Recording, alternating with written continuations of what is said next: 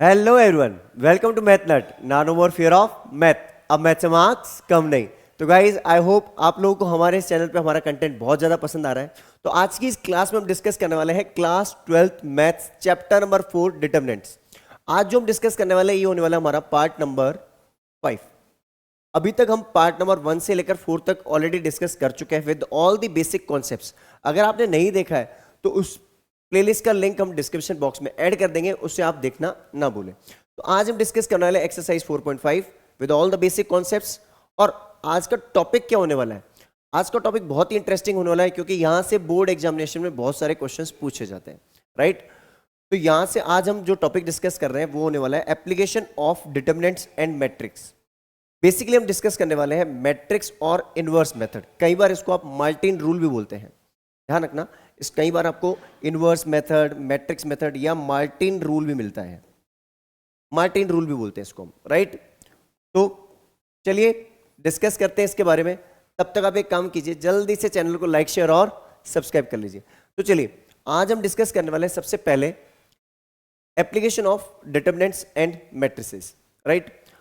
पहली बात, determinants and matrices can be used to solve the system of linear equations in 2 variable और 3 variables। देखो अगर हम बात करें, आपने कई बार देखा होगा 10th क्लास में आपने pair of linear equation solve की थी, 2x plus 5y equals to 6, x plus Y equals to 4। तो ऐसी इक्वेशंस को हम एलिमिनेशन या सब्स्टिट्यूशन से सॉल्व करते थे। अगर यही 3 वेरिएबल में हमारे पास इक्वेशन होती तो 3 इक्वेशन दे रखी होती, x y z 3 वेरिएबल होते तो 3 पेयर ऑफ इक्वेशंस होती, हमारे पास 3 होती इक्वेशंस एक साथ, ठीक है? लेकिन अब हमारे पास जो है सिलेबस में वो यहाँ पे मैट्रिक्स मेथड के लिए वो है या तो हमारे पास 2 इक्वेशंस होगी या 3। वैसे हम वैसे भी सॉल्व कर सकते हैं, लेकिन अगर स्पेसिफाइड है solve by using the matrix method या इनवर्स मेथड, तो आप उस तरीके से सॉल्व नहीं करेंगे, वरना आपको सिर्फ मार्क्स मिलेंगे only for the right answer. मतलब आपकी एक्स वाई और जेड की जो वैल्यू सही होंगी उसके लिए मार्क्स मिलेंगे आपको, और किसी चीज के मार्क्स नहीं मिलेंगे। फॉर मेथड आपको मार्क्स नहीं मिलने वाले। आप में से कुछ बच्चों का ये भी एक डाउट होता है कि सर अगर हम बात करें क्रैमर रूल की, तो सर कई बार कोचिंग्स में हमें पढ़ाया जाता है कि क्रैमर रूल के थ्रू भी सॉल्व कर सकते हैं। तो अगर स्पेसिफाइड है मैट्रिक्स मेथड या मैट्रिक्स मार्टिन रूल या इनवर्स मेथड, तो प्लीज आप क्रैमर रूल पे नहीं जाए, क्योंकि उसके थ्रू सॉल्व करना इज टोटली रॉन्ग मेथड, क्योंकि आपसे वो पूछा ही नहीं गया है, वो आपका मेथड ही नहीं है, राइट? तो हम डिस्कस करेंगे मैट्रिक्स मेथड जो हमारे सिलेबस के अंदर है, ठीक है? अब यहां पे बात होती है कि जब भी हमारे पास पेयर ऑफ इक्वेशंस होती हैं, ठीक है ना, तो 2 वेरिएबल में हो या 3 वेरिएबल में, पहले हम क्या करते हैं उसकी कंसिस्टेंसी चेक करते हैं, क्या सॉल्यूशन पॉसिबल है या नहीं, ठीक है? कंसिस्टेंट है या इनकंसिस्टेंट। अब आपने 9th और 10th क्लास में आपने पढ़ा था कंसिस्टेंट और इनकंसिस्टेंट। जब भी हमारे पास सॉल्यूशन पॉसिबल है तो हम बोलते हैं कंसिस्टेंट। अब कंसिस्टेंट में क्या होता है हमारे पास, या तो होता है यूनिक सॉल्यूशन, राइट, या होता है infinite many solution. Infinite many solution, या तो एक ही सॉल्यूशन होगा या बहुत सारे सॉल्यूशंस होंगे। इनकंसिस्टेंट के अंदर क्या होता है, नो सॉल्यूशन, कोई सॉल्यूशन एग्जिस्ट ही नहीं करता सर, कोई सॉल्यूशन ही नहीं है हमारे पास। नो सॉल्यूशन मीन्स कोई सॉल्यूशन एग्जिस्ट ही नहीं कर रहा, कोई सॉल्यूशन नहीं है, तो हम क्या बोलेंगे, देयर इज नो सॉल्यूशन। तो जब सॉल्यूशन है ही नहीं तो आप एक्स वाई जेड जो भी वेरिएबल है मेरी उसकी वैल्यूज नहीं निकाल सकते। अब ये कैसे पता चलेगा, वो सारी चीजें हम डिस्कस करते हैं। आप चाहे तो इसका स्क्रीनशॉट लेना चाहे, वैसे कुछ ऐसा खास है नहीं इसमें। चलिए डिस्कस करते हैं, नेक्स्ट स्लाइड पे हम अब डिस्कशन स्टार्ट करते हैं। अब बात आती है कि solving a system of linear equation using the matrix method. अब बात आती है फॉर नॉन होमोजीनियस। देखो ये सबसे इंपॉर्टेंट चीज है, नॉन होमोजीनियस बहुत ही इंपॉर्टेंट पार्ट है। नॉन होमोजीनियस का मतलब क्या है? सबसे पहले बात, अगर मेरे पास कभी इक्वेशन ऐसी दे रखी हो, ठीक है, कैसे, जैसे मेरे पास पहली इक्वेशन दे रखी है a1x plus b1y plus c1z equals to d1। अब मैं 3 वेरिएबल में ले रहा हूं, मतलब 3 इक्वेशन दे रखी होंगी, कंफर्म है।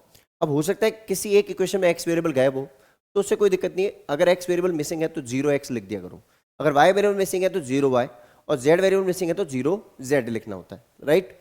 बट 3 वेरिएबल है तो तीनों वेरिएबल तीनों इक्वेशन में 3 वेरिएबल ही लिखने पड़ेंगे हमें, क्योंकि उनकी वैल्यूज कंसीडर होंगी फिर, राइट। अब यहाँ पे क्या हुआ, a2x plus b2y plus c2z equals to d2, ये मेरी सेकेंड इक्वेशन होगी। थर्ड इक्वेशन क्या होगी, a3x plus b3y plus c3z equals to d3। ये मेरे पास 3 इक्वेशन हो गई, राइट। अब सबसे पहले क्या चीज बोली जाती है, सबसे पहले क्या होता है इसके अंदर, वो सबसे पहले इन इक्वेशंस को आपको सबसे पहले क्या करना होता है, आपको इसको एक्सप्रेस करना होता है in the form of matrix. अब ये कैसे किया जाए, देखो एक मैट्रिक्स बनेगी आपकी जो कि होगी coefficient of X Y and Z, तीनों इक्वेशन के। तो एक मैट्रिक्स आप यहां बनाओगे जो कि डिनोट करेगी coefficient of X Y and Z, जिसमें हम लिख देंगे a1 a2 a3 b1 b2 b3 c1 c2 c3, ठीक है। एक तो मैट्रिक्स मेरी ये बन गई जिसको हमने coefficient of variables X Y Z तीनों कोएफिशिएंट।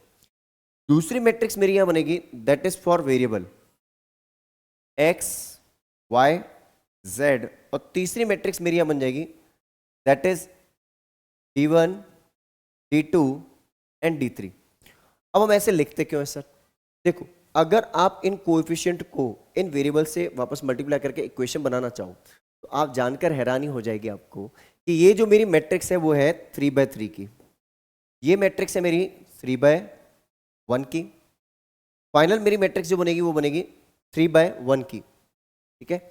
और वो मैट्रिक्स जो बनेगी वो इसी फॉर्मेट में बन जाएगी, मतलब आपको वापस यही ऐसे मिल जाएगा वापस, मतलब ये कंपैरिजन में यूं आ जाएगा कुछ ऐसा, मतलब LHS RHS ये बन जाएगी इसी मैट्रिक्स को मल्टीप्लाई करने पे। बट हमें करना नहीं है, अगर आप चाहें तो घर पे ट्राई कर लेना, इसको बाद में ट्राई कर लेना घर पे आराम से। आपको फिर से इसका प्रोडक्ट जो होगा, आपको लेफ्ट हैंड साइड में 3 इक्वेशन वापस बन जाएंगी और राइट हैंड साइड में d1 d2 d3, जिससे आप वापस कंपेयर करके इक्वेशन में कन्वर्ट कर सकते हो, जैसा कि हमने मैट्रिक्स में कंपेरिजन किया था, comparison of left side and right side matrix, क्योंकि ये मल्टीप्लाई होने के बाद फाइनल मैट्रिक्स मेरी बनेगी 3/1 की। Got the point. तो अभी मैं इसको हटा देता हूं एक बार के लिए, क्योंकि इसका मुझे अभी काम नहीं है, राइट। अब बात आती है, नेक्स्ट पॉइंट हमारे पास आता है कि सर अब आगे क्या किया जाए। तो आगे आप क्या करोगे, इस मैट्रिक्स को जो मेरी कोएफिशिएंट वाली मैट्रिक्स होगी इसको कंसीडर कर लोगे एज ए, क्या बोलोगे ए, इस मैट्रिक्स को बोलोगे आप एक्स, और ये जो मेरी मैट्रिक्स है इसको आप बोलोगे बी।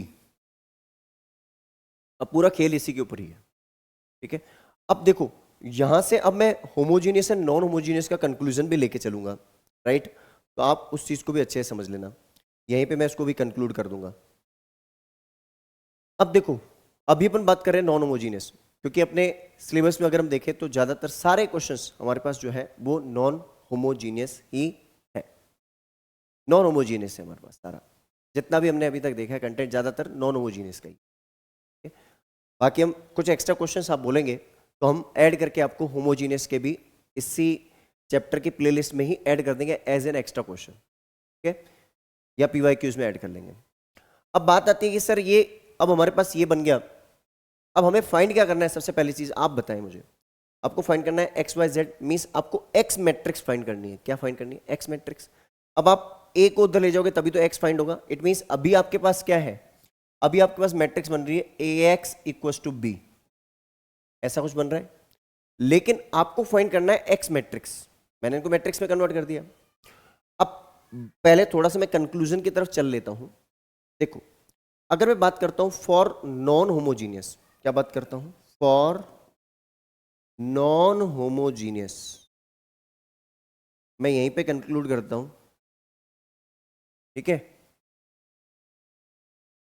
जो मेरा D1 D2 और D3 ये तीनों एक साथ कभी जीरो नहीं होंगे, ऐसा कभी नहीं हो सकता D1 equals to D2 equals to D3 is not equals to zero, मतलब तीनों एक साथ जीरो कभी नहीं हो सकते। हाँ आप पूछ सकते हो सर कोई 2 वैल्यू जीरो हो जाए, कोई एक वैल्यू जीरो हो जाए, हाँ आपके तीनों जो कांस्टेंट टर्म्स हैं D1 D2 D3 ये कभी एक साथ जीरो नहीं हो सकती, यही नॉन होमोजीनियस की कंडीशन है। लेकिन फॉर होमोजीनियस,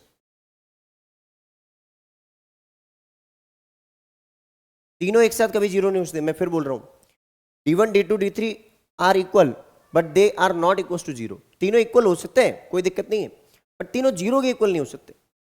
कोई एक जीरो के इक्वल हो जाए, हाँ, कोई दो जीरो के इक्वल हो जाए, बट तीनों एट अ टाइम जीरो नहीं हो सकते। पहली चीज, नॉन होमोजीनियस का जब केस बात करते हैं हम, तो इसमें कंडीशन कंपलसरी होती है D1 D2 D3 are equal to zero. इसके बारे में शॉर्ट डिस्कशन ले लेंगे, डोंट वरी अबाउट इट, ठीक है। आगे इसके लिए हमने एक स्लाइड ऐड की है ताकि मान लो कहीं MCQ वगैरह कुछ मिल जाता है हमें, तो आप उसको इजीली डील कर सकते हैं। तो ये हम आगे डिस्कस करेंगे। अभी के लिए हमें बीच में ये टॉपिक ऐड करना था, तो हमने इसलिए आपको समझा दिया कि नॉन होमोजीनियस और होमोजीनियस में क्या डिफरेंस होता है, राइट।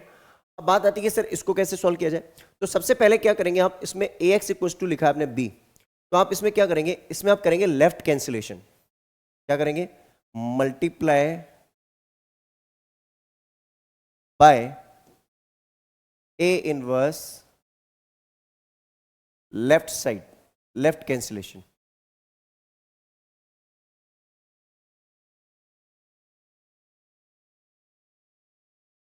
ठीक है, लेफ्ट कैंसिलेशन।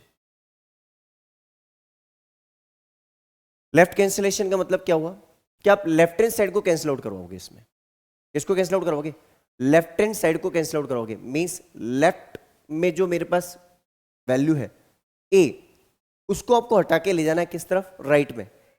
मींस अब ट्रांसपोज तो इसमें होता नहीं है, तो अपन कैसे करेंगे, आप इसमें लिखोगे A इनवर्स को लेफ्ट हैंड साइड में मल्टीप्लाई किया किसके साथ, A के साथ। तो राइट हैंड साइड में जो B है उसके पास भी लेफ्ट हैंड साइड में ही वैल्यू मल्टीप्लाई होगी, ध्यान रख लेना। और यूजुअली आपके जो जितने भी क्वेश्चंस आपको मिलेंगे मैक्सिमम आपको लेफ्ट कैंसिलेशन ही परफॉर्म करना पड़ेगा। अब आपको पता है कि इसमें A इंटू A इनवर्स क्या होता है, I, एक आइडेंटिटी मैट्रिक्स होती है। अब किसी आइडेंटिटी मैट्रिक्स को आप X से मल्टीप्लाई कर दो तो क्या होता है, A inverse multiplied with B। अब X इंटू I क्या होता है, अब हमने ऐसा क्यों लिखा, because A inverse into A equal to I होता है, और I into identity matrix, unit matrix को किसी से भी मल्टीप्लाई करा दो सेम मैट्रिक्स रहती है। अब यहां पे आ गया A inverse multiplied with B। अब यही हमारे को हमेशा रिजल्ट बना के शो करना पड़ेगा। मींस आपको X जो निकालना है XYZ, वो कैसे निकलेगा, जब आप A इनवर्स को मैट्रिक्स B के साथ मल्टीप्लाई कराओगे।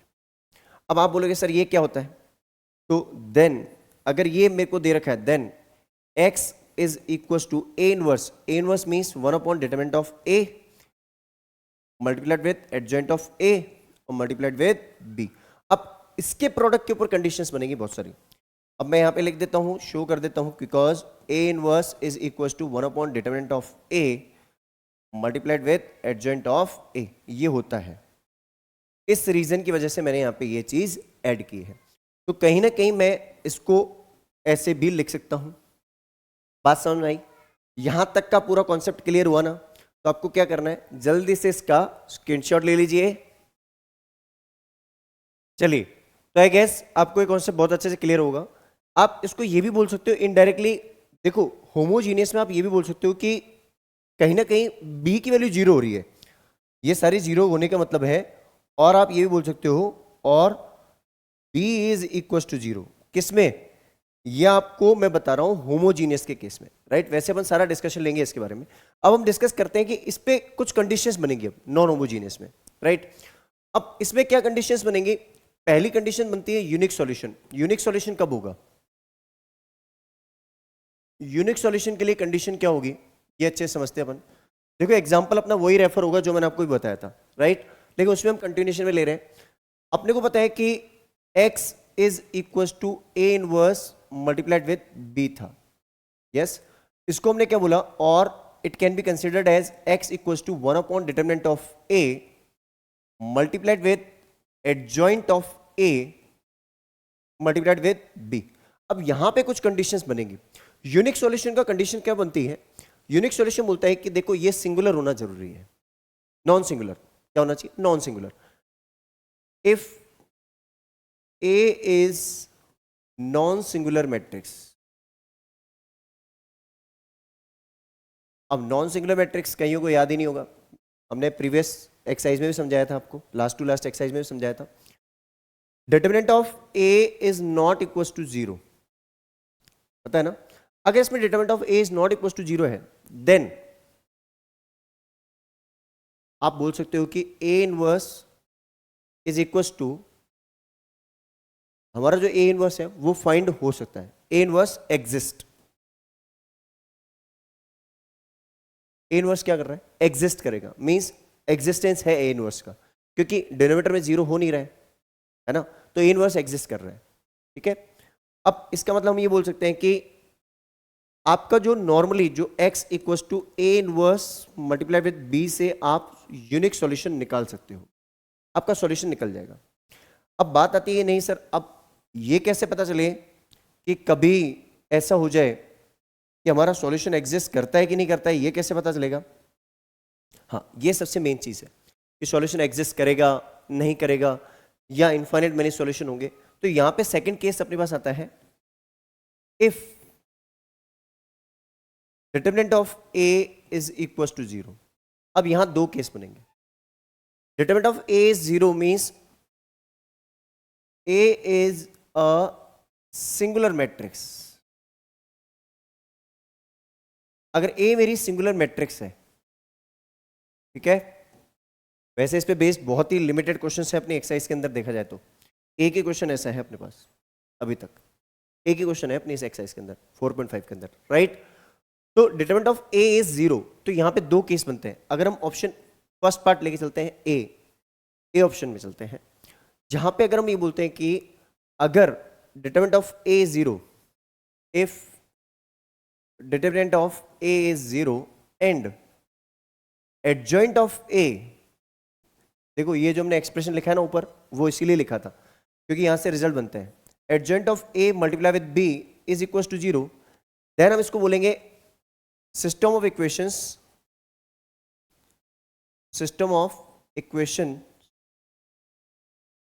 Are consistent and have infinite many solution, infinite many solutions,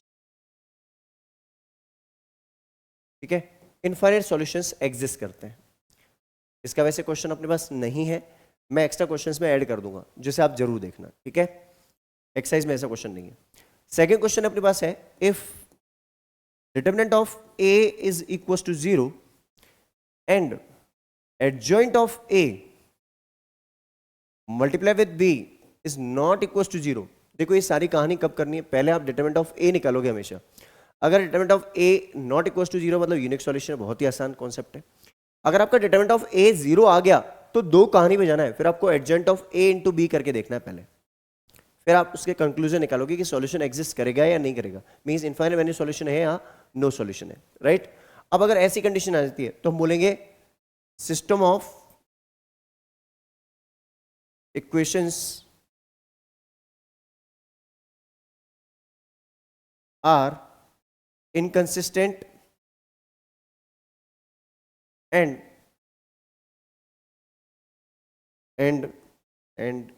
लिखना था हमें, and don't have solution oblique no solution, have no solution,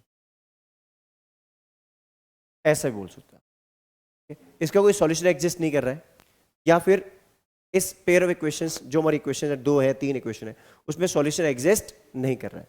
बात समझ आ गई अच्छे से? क्लियर है कॉन्सेप्ट? क्या करना है, जल्दी से इसका स्क्रीनशॉट ले लीजिए।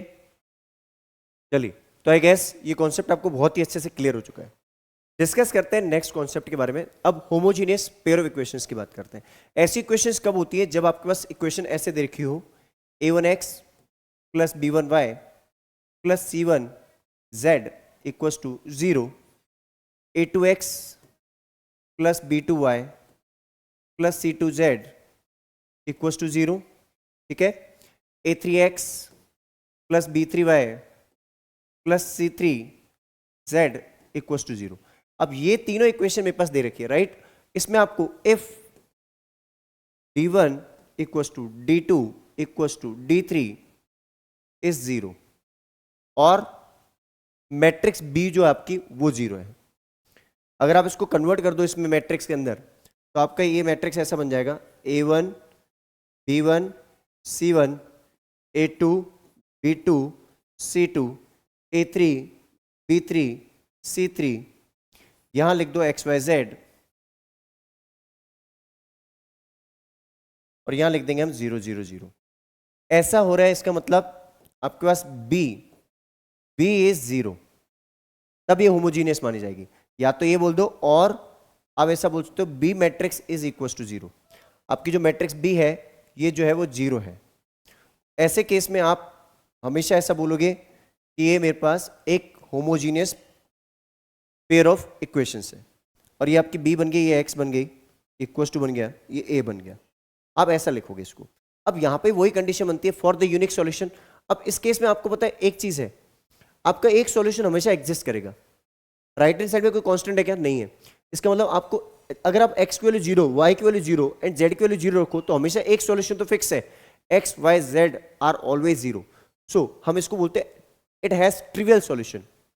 सो the pair of equations, the pair of equations have trivial solution. Trivial solution का मतलब होता है कि एक सॉल्यूशन आपका हमेशा 0 हो जाए। ठीक है, मतलब x is equal to Y equal to Z equal to 0। एक सॉल्यूशन तो आपका हमेशा 0 होगा। चाहे पुट करके देख लो, अभी जो हमारे पास एग्जांपल है इसमें आप पुट करके देख लो x y z आपका हमेशा ही 0 होने वाला है। राइट, ये तो आपका 0 होने वाला है। अब दूसरा सॉल्यूशन, अब यूनिक सॉल्यूशन कब होगा? इसमें नो सॉल्यूशन तो होगा ही नहीं, क्योंकि आपका एक सॉल्यूशन तो हमेशा एग्जिस्ट करेगा ही करेगा। आप बोलोगे सर नो सॉल्यूशन हो सकता है? नहीं हो सकता, क्योंकि आपका एक सॉल्यूशन तो हमेशा एग्जिस्ट करेगा ही करेगा। X Y Z are always 0, ये तो एक सॉल्यूशन फिक्स है। इसके अलावा सॉल्यूशन पॉसिबल है, वो डिपेंड करता है, वो डिपेंड करेगा एज पर द कंडीशन। कैसे? यूनिक सॉल्यूशन होगा मतलब यही एक सॉल्यूशन बनेगा अगर आपका if determinant of A is not equal to 0 है। अगर आपका ये नॉट इक्वल टू 0, बाकी सारी चीजें आपकी वही होंगी सेम, तो आपका वही कॉन्सेप्ट लगेगा A inverse equal to X equal to A inverse multiply with B. ये तो कॉन्सेप्ट आपको वही चलेगा, जैसे यहाँ पे वही A x equal to B वाला कॉन्सेप्ट है। तो A x equal to B है तो A inverse X equal to A inverse B चलेगा ना। यहाँ पे भी आप वही लिखोगे लेफ्ट कैंसिलेशन करके, तो वही कॉन्सेप्ट तो वही चलेगा इसमें भी, सेम जैसे प्रीवियस नॉन होमोजेनियस में था। लेकिन यहाँ पे अब नो सॉल्यूशन कंडीशन बनी नहीं सकती। क्यों नहीं बनेगी? अब हम यहां बोलेंगे फॉर इनफाइनाइट मेनी सॉल्यूशन।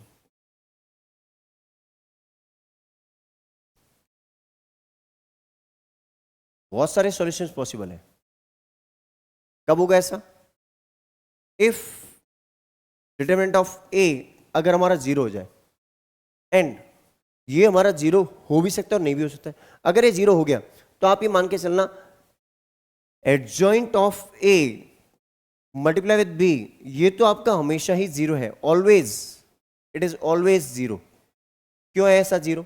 क्योंकि आपको पता है आपका एडजॉइंट ऑफ ए तो कुछ भी हो सकता है, it can be any value, but आपको पता है बी इज 0, बी इज 0। अगर बी 0 है तो ये वैल्यू तो 0 हो गई ना।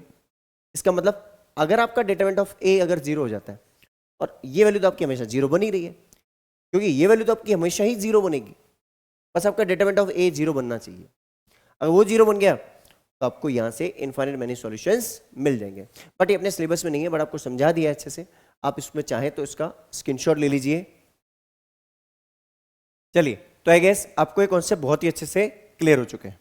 अब डिस्कस करते हैं एक्सरसाइज 4.5 क्वेश्चन नंबर 1 to 6, जिसमें हमें चेक करना है consistency of the system of equations. ठीक है, फ्रॉम क्वेश्चन नंबर 1 to 6 आपको सिर्फ कंसिस्टेंसी चेक करनी है। इसके लिए सबसे पहले क्या करो, इक्वेशन को ऊपर नीचे लिखो ऐसे, x प्लस 2y, ताकि आपको वैल्यू में दिक्कत ना हो, इक्वल्स टू 2, और दूसरी इक्वेशन है 2x plus 3y equals to 3। आप इसको पहले मैट्रिक्स में चेंज करेंगे, क्योंकि आपको पहले डिटरमिनेंट ऑफ a निकालना पड़ेगा। तो यहाँ पे अपनी मैट्रिक्स बना दी हमने, ये हमारी होगी एक्स और वाई वाली मैट्रिक्स जिसको बोलेंगे मैट्रिक्स एक्स। यहाँ ए की मैट्रिक्स बनेगी जो कि कोएफिशिएंट ऑफ एक्स और वाई की बनेगी, तो ये बन गया 1 2 2 3, और यहाँ बन गया मेरा constant terms that is 2 and 3। अब डिटरमिनेंट ऑफ ए, अब ए इनवर्स मत निकालने बैठ जाना, डिटरमिनेंट ऑफ ए निकालना है। तो डिटरमिनेंट ऑफ ए जो होगा उसकी वैल्यू कैसे निकलेगी, ये मेरा 1 2 2 3, इसकी वैल्यू निकालेंगे 3 - 4, तो determinant of A is equal to -1, तो determinant of A is not equal to 0। तो क्या हुआ, यूनिक सॉल्यूशन, जिसको हम क्या बोलेंगे, कंसिस्टेंट। आप यूनिक सॉल्यूशन लिखो ना लिखो उससे कोई दिक्कत नहीं, कंसिस्टेंट लिख दो simply. Determinant of A is not equal to 0 आ गया, मींस ये कंसिस्टेंट है, और डिटरमिनेंट सबको सॉल्व करना आता होगा आई गेस। ठीक है, अच्छे से क्लियर है, जल्दी से इसका स्क्रीनशॉट ले लीजिए। चलिए, तो I guess first question clear हो चुका है। डिस्कस करते हैं इसका सेकंड क्वेश्चन। सेकंड क्वेश्चन की बात करें तो सेम वही कॉन्सेप्ट चलेगा, तो मैं सबसे पहले डायरेक्ट ही बना दूं इसका ए वाला डिटरमिनेंट और एक्स वाला, और ये बी बन जाएगा यहाँ, है ना। तो सबसे पहले अपन ए वाला बनाते हैं, तो coefficient of X, coefficient of Y, coefficient of X, coefficient of Y. यहाँ पे एक्स और वाई वेरिएबल आ गया, यहाँ मेरे दोनों कांस्टेंट टर्म आएंगे फर्स्ट और फिर सेकंड इक्वेशन, ऐसे ही लिखना है, याद रखना। अब ये मेरा ए हो गया, ये बी हो गया, सॉरी ये एक्स हो गया, और ये इक्वल्स टू बी हो गया। आपको क्या करना है, डिटरमिनेंट ऑफ ए निकालना है। सबसे पहले ए को यहाँ लिख दो, ये हो गया 2 - 1 1 1, 2 × 1 इज 2, माइनस ऑफ 1, तो ये हो गया 2 + 1 दैट इज 3। तो डिटरमिनेंट ऑफ ए की वैल्यू कितनी आ गई, 3। तो अपन बोलेंगे as determinant of A is not equal to 0, तो क्या बोलेंगे इसको हम, कंसिस्टेंट। कंसिस्टेंट ही तो हुआ ये, समझ में आया अच्छे से। क्या करना है, जल्दी से इसका स्क्रीनशॉट ले लीजिए। चलिए, तो आई गेस ये क्वेश्चन बहुत ही अच्छे से क्लियर हो चुका है आपको। डिस्कस करते हैं इसका नेक्स्ट क्वेश्चन। नेक्स्ट क्वेश्चन में अगर हम देखें तो फिर से वही, पहले हम इसमें ए एक्स और बी वाली मैट्रिक्स बना दें। तो सबसे पहले हम ए 2/2 की मैट्रिक्स, फिर 2/1, और ये 2/1। अब ये हो गया ए एक्स और ये बी। अब इसमें अगर मैट्रिक्स लिखें तो 1 3 2 6 एक्स वाई, और ये हो गया 5 8। अब सबसे पहले डिटरमिनेंट ऑफ ए निकाल लें, तो इसकी वैल्यू होगी 1 3 2 6, इसको सॉल्व किया 6 - 6 दैट गिव्स यू 0। तो अपनी डिटरमिनेंट ऑफ ए की वैल्यू क्या आ गई, 0।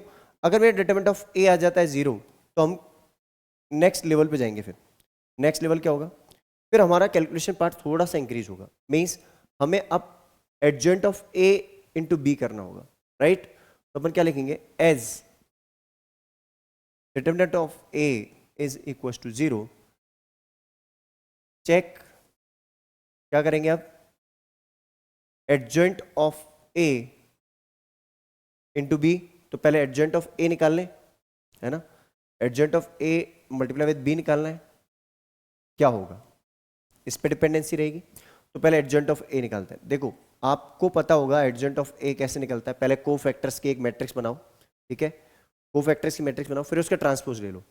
ये तो एक जनरल प्रोसेस है, बट मैंने शॉर्ट ट्रिक 2/2 के लिए बना भी रखी है, वीडियोस भी अपलोड कर रखे हैं, प्रीवियस एक्सरसाइज में समझाया था, और शॉर्ट ट्रिक भी हमने शॉर्ट्स के अंदर अपलोड कर रखी है।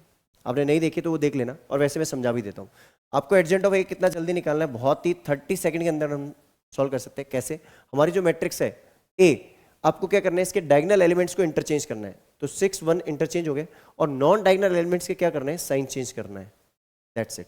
ये हमारा एडजॉइंट ऑफ ए हो गया, बिल्कुल शॉर्ट तरीके से, ठीक है। अब आपको क्या करना है, adjoint of A multiply with B करना है, लेकिन ध्यान रहे इसका प्रोडक्ट किस ऑर्डर का बनेगा ये हम अभी देख लेंगे।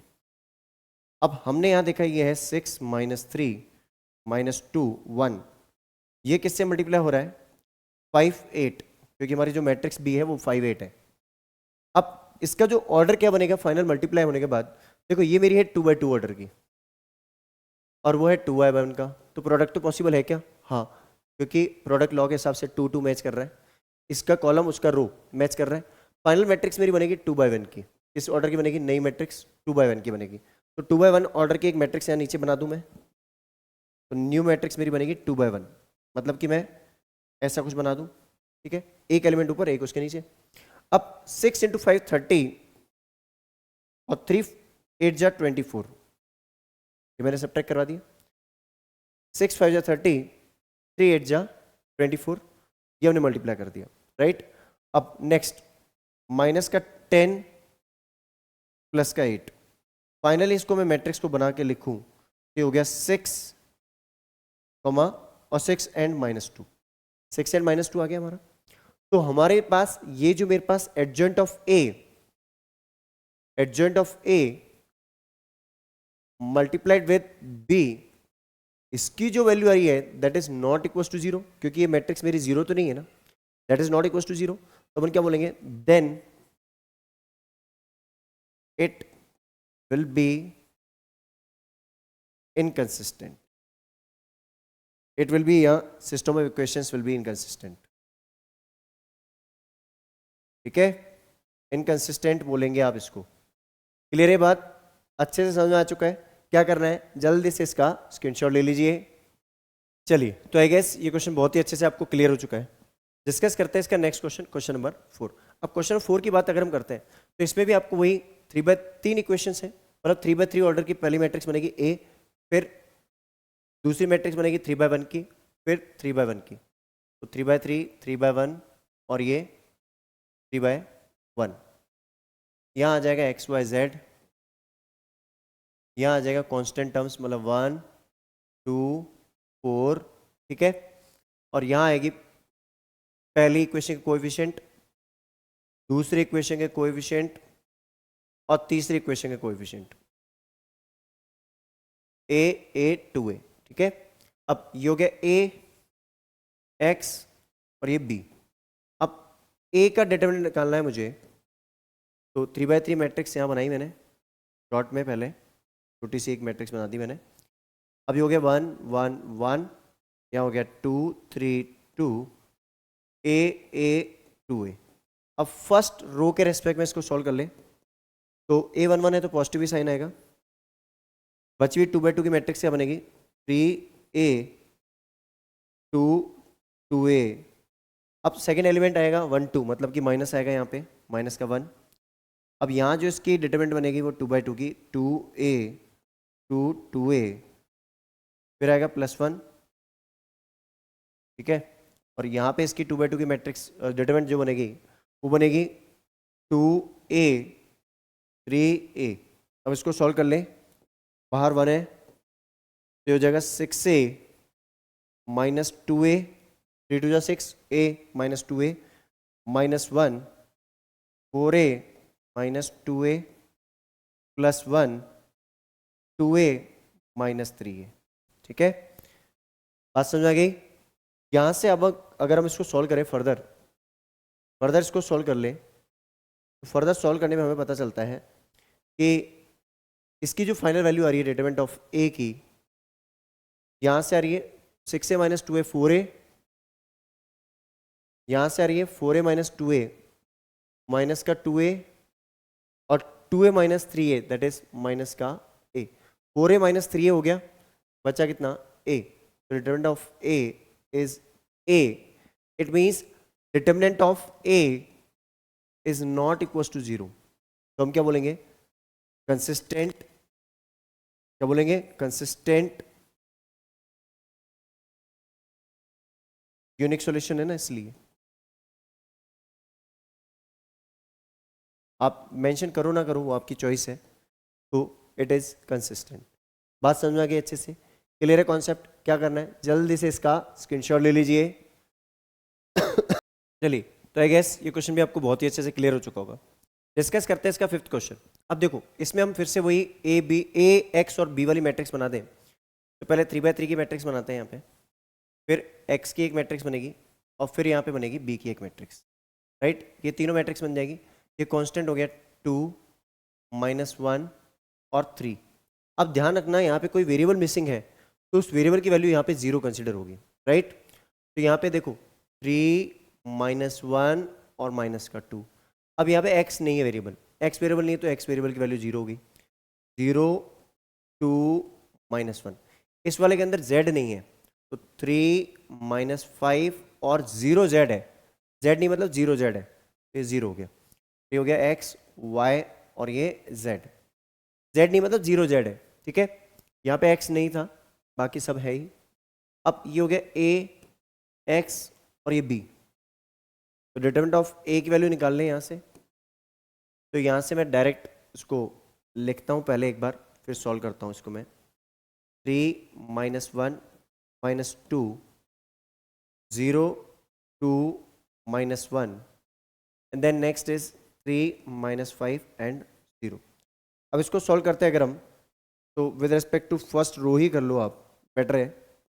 3 देन यहाँ से वैल्यू आएगी मेरी 2/2 के डिटरमिनेंट बनेगा यहाँ से 2 5 माइनस 1 0। यहाँ से हमने लिखा माइनस ऑफ माइनस 1, क्योंकि आपको पता है माइनस आता है बट ये वैल्यू -1 है ना, तो ऐसे माइनस ऑफ -1 आ जाएगा। यहाँ पे हो जाएगा 0 3 माइनस 1 0 और लास्ट में वैल्यू आ जाएगी -2।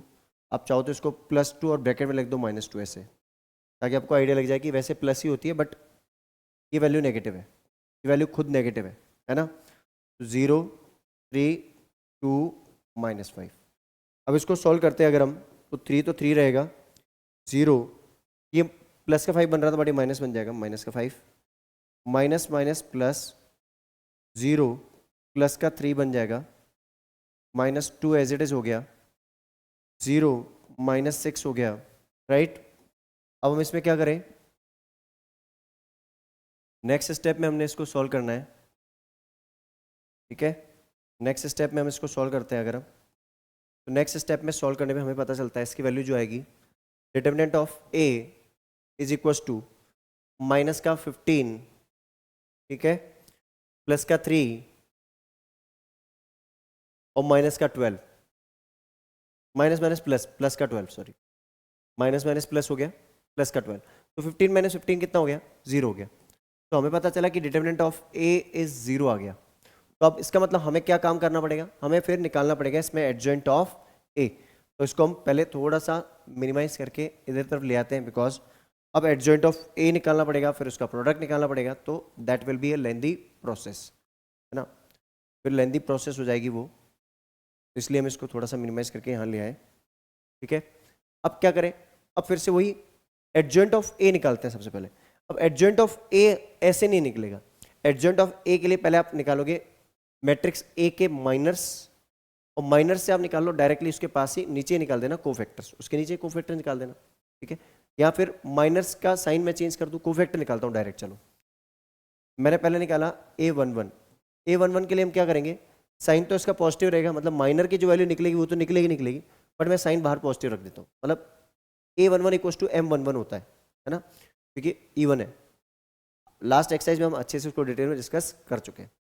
अब A11 मतलब कि पहले एलिमेंट को अगर हम देखें तो इसके लिए वैल्यू क्या बनेगी, 2 और ये 2 minus 5 that is 3, 2 minus 5 that is -3 sorry, और 2 कैसे होगा, 0 है ना, ये 0 0 0 माइनस 5 दैट इज -5, यहाँ से -5 आएगा इसका, ठीक है। यहाँ से वैल्यू -5 आ गई। A12 के रेस्पेक्ट में अगर हम देखें तो 0 प्लस 3 दैट इज +3 आएगा, बट यहाँ माइनस होगा तो minus of +3 that will be 3, ठीक है, -3 सॉरी। वैसे तो वैल्यू +3 आ रही थी, बट ये माइनस इसलिए लगाया बिकॉज इसका सम क्या हो रहा है, ऑड, 1 + 2 इज 3, मतलब कि ऑड। बेसिकली मैं क्या कर रहा हूँ, मैं Aij मैं ये फॉर्मूला लगा रहा हूँ, Aij equals to minus of I + j Mij, तो मैं Mij की वैल्यू कैलकुलेट कर रहा हूँ, और माइनस डिपेंड करेगा I + j की पावर पे, I + j की वैल्यू जो है पावर में जा रही है माइनस के ऊपर, ठीक है। मीन्स I + j की वैल्यू इवन है और ऑड है, उस पर डिपेंड करेगा, इवन है तो प्लस साइन आएगा, ऑड है तो माइनस साइन आएगा। अब 13 A13 तो यहाँ तो साइन नेगेटिव लगेगा नहीं, इसकी वैल्यू निकालेंगे तो 0, तो ये -6 आ गया, तो -6 ही रहेगा, ठीक है, इसकी वैल्यू -6 आएगी। अब A21 माइनस वैल्यू आएगी, माइनस साइन आएगा, अब इसकी वैल्यू अगर हम निकालें तो इसकी वैल्यू आ जाएगी 0 और ये 10, तो माइनस का 10 आ जाएगा। वैसे +10 बन रहा है बटू -10, बिकॉज इसमें आप कैंसिल आउट ऐसे करोगे, ये और ये कैंसिल आउट हो जाएगी, पता है आपको। तो 0 + 10 वैसे बनेगा। तो 0 में से +10 गया तो ये -10 बन जाएगा, ये बन गया 10। A21 22 सॉरी A22 A22 की वैल्यू जो होगी, इसको और इसको कैंसिल आउट कर देंगे तो ये बन जाएगा 0 -6 माइनस माइनस प्लस, प्लस का 6 तो 6 ही रहेगा ये, ठीक है। 0 + 6 माइनस ऑफ -6 मतलब +6 बन जाएगा। A23 की वैल्यू जो होगी दैट विल बी माइनस का 15 और प्लस का 3, तो -15 + 3 दैट इज माइनस का 12। तो ये माइनस का 12 तो वैल्यू आ रही है, बट माइनस बाहर भी लगेगा, तो ये कहीं ना कहीं +12 बन गया, ठीक है। ऑड है ना, सम ऑड हो रहा है तो माइनस आएगा बाहर, और इसकी वैल्यू -12 आ रही है बिकॉज -5 -15 और प्लस का 3, तो दैट इज -12। अब यहाँ से आएगी वैल्यू किसकी, A31 की वैल्यू जो आ रही है दैट इज 1 + 4, तो 5, 1 + 4 दैट इज 5, 5 की 5 ही रहेगी। A32 मतलब कि सेकेंड वैल्यू जो यहाँ पे आएगी दैट इज -3 माइनस ऑफ -3 आएगा, दैट इज 3। A33 की वैल्यू आएगी 6, तो दैट इज डायरेक्ट 6। अब यहां से हम वैल्यू लिखेंगे किसकी, यहां से वैल्यू लिख लेंगे किसकी, लिखेंगे वैल्यू, हम वैल्यू यहां से मेंशन कर देंगे कि ये Aij की वैल्यू आ चुकी है हमारे पास, है ना। तो एडजॉइंट ऑफ ए की वैल्यू आ चुकी है बेसिकली, ठीक है। कोफैक्टर्स की वैल्यूज आ चुकी है हमारे पास, Aij की वैल्यू आ चुकी है, तो कोफैक्टर्स की वैल्यूज आ चुकी है। तो ए एडजॉइंट ऑफ ए की वैल्यू क्या होगी, इसका ट्रांसपोज लिख लेता हूं मैं एक बार के लिए, है ना, कि वैल्यूज मैं यहां लिखता हूं रो वाइज। तो ये -5, ठीक है, फिर -3, फिर -6, फिर 10, फिर 6, फिर 12, फिर 5, 3, 6, ट्रांसपोज इस पे रहेगा, तो रोज विल बिकम्स द कॉलम्स। तो ये बन जाएगी -5, -3, -6, 10, 6, 12 and 5, 3, 6. First row will become the first column, second row will become the second column and third row will become the third column. अब यहां से हमें करना है adjoint of A into B, इसका प्रोडक्ट। तो adjoint of A into B करें, तो adjoint of A into B का प्रोडक्ट जो होगा वो हमें यहाँ पे कैलकुलेट करना है। 3 × 3 मल्टीप्लाई विथ 3 × 1, तो आपको 3 × 1 का एक मैट्रिक्स मिलेगा, बट बड़ा स्पेस लिए बना रहा हूँ बिकॉज वैल्यूज को ऐड वगैरह करने के लिए। तो यहाँ से हम पहले मैट्रिक्स बना देते हैं, ये -5 -3 और ये -6, यहाँ से हो गया 10 6 12 5 3 6 5 3 6, और यहाँ से एक मैट्रिक्स बी जो हमारी है दैट इज 2 -1 एंड 3, इसकी वैल्यू मल्टीप्लाई किया तो ये -10 प्लस का 15, -10 -10 प्लस 15। अब -6 प्लस 9, -12 प्लस 18, तो कहीं ना कहीं नॉन जीरो तो आ ही रहा है। तो -20 प्लस का 15, तो ये हो गया -5, ठीक है। यहाँ से -12 प्लस का 9 -3 -24, तो ये -6, तो this is not equal to 0। तो अपन क्या बोलेंगे, as adjoint of A into B is not equals to 0, so it will be inconsistent. So the pair of equations are inconsistent. Inconsistent आ गया, समझ में आया अच्छे से। ऐसे क्वेश्चन जब भी आएंगे तो आपको पहले ये काम करना है, और यही सारा काम हमें पता है उसमें भी करना पड़ेगा जब हम क्वेश्चंस को सॉल्व करेंगे। क्लियर है कॉन्सेप्ट? क्या करना है, जल्दी से इसका स्क्रीनशॉट ले लीजिए। चलिए, तो आई गेस ये क्वेश्चन आपको बहुत ही अच्छे से क्लियर हो चुका है। डिस्कस करते हैं इसका नेक्स्ट क्वेश्चन। क्वेश्चन नंबर 6 की बात करें तो सबसे पहले हमें 3 by 3 की एक मैट्रिक्स बनानी पड़ेगी। नेक्स्ट मैट्रिक्स हमारी किसकी बनेगी, यहाँ से हमारी फर्स्ट 3 by 3 की एक मैट्रिक्स बनेगी, ठीक है। उसके बाद सेकेंड मैट्रिक्स हमारी बनेगी XYZ की 3 by 1, और यहाँ कॉन्स्टेंट की बना देते हैं 5 2 -1 X Y एंड Z, और यहाँ मैट्रिक्स बनाते हैं 5 -1 4। सेकेंड मेरे पास रो होगी 2 3 5, थर्ड रो हो जाएगी 5 -2 6। अब ये हो गया A X और ये B, ठीक है। अब हम क्या करेंगे, सबसे पहले इसमें लिखेंगे डिटरमिनेंट ऑफ A की वैल्यू निकाल लें, तो 3 by 3 की एक मैट्रिक्स बना लो, ठीक है। इसकी मैट्रिक्स बना लेंगे 3 by 3 की, इसको लिख लेंगे 5 -1 4 2 3 5 5 -2 एंड 6। फर्स्ट रो के रेस्पेक्ट में सॉल्व करते हैं तो 5 यह बन जाएगा 3 -2 5 6, ठीक है। माइनस ऑफ -1, माइनस आता ही है बट इसकी वैल्यू माइनस है। 2 by 2 का डिटरमिनेंट बन जाएगा यहाँ पे 2 5 5 6 प्लस का 4, क्या हो जाएगा 2 5 3 -2, ठीक है। यहाँ से हमारी वैल्यू बनेगी 5 18 + 12, राइट, 6 3 18 + 10, सॉरी 10 18 + 10, यहाँ से हो जाएगा प्लस का 1, ये हो जाएगा 12 - 25, ठीक है, 12 - 25। नेक्स्ट यहाँ से हो जाएगा प्लस का 4, ये हो जाएगा -4 - 15।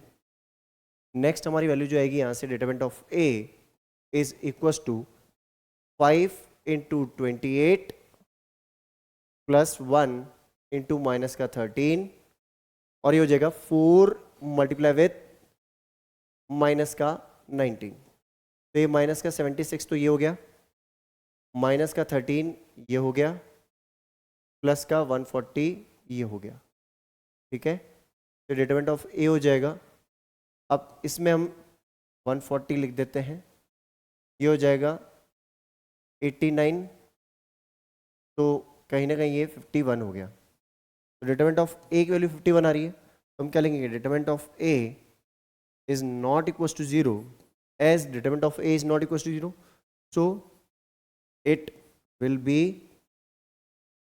consistent, ठीक है, कंसिस्टेंट। क्लियर है? क्या करना है, जल्दी से इसका स्क्रीनशॉट ले लीजिए। चलिए, तो आई गेस ये सारे क्वेश्चंस आपको कंसिस्टेंट इनकंसिस्टेंट के बारे में इजीली आपको समझ आ चुका है, क्योंकि अब इनका ही सबसे ज़्यादा यूज होगा और इन्हीं के बेसिस पे हमारा मैट्रिक्स मेथड सॉल्व होगा। अब डिस्कस करते हैं इसके 1 by 1 क्वेश्चंस के बारे में। अब जो हमें क्वेश्चंस में बोला गया है, यहाँ बोला गया solve the system of linear equations using the matrix method. Matrix method या इनवर्स मेथड भी मिलता है कई बार, ठीक है। क्वेश्चन 7 to 14, और लास्ट के 2 क्वेश्चन थोड़े से डिफरेंट है। अब इस क्वेश्चन को अगर हम देखें तो पहले हमारे पास वही, इसमें मैट्रिक्स बनाएंगे हम 2 by 2 की। इसमें आप जरूर ऐसे लिखना जैसे मैं आपको सिखा रहा हूँ, क्योंकि नहीं तो मार्क्स डिडक्ट होते हैं कई बार। तो पहले आप मैट्रिक्स बना दोगे इनकी, ठीक है। ये मेरे पास कांस्टेंट आ गया, ये x आ गया, ये y आ गया। अब 5 2 7 3 a x b, इसमें क्या बोलेंगे, as ax is equals to b, then x equals to a inverse into b।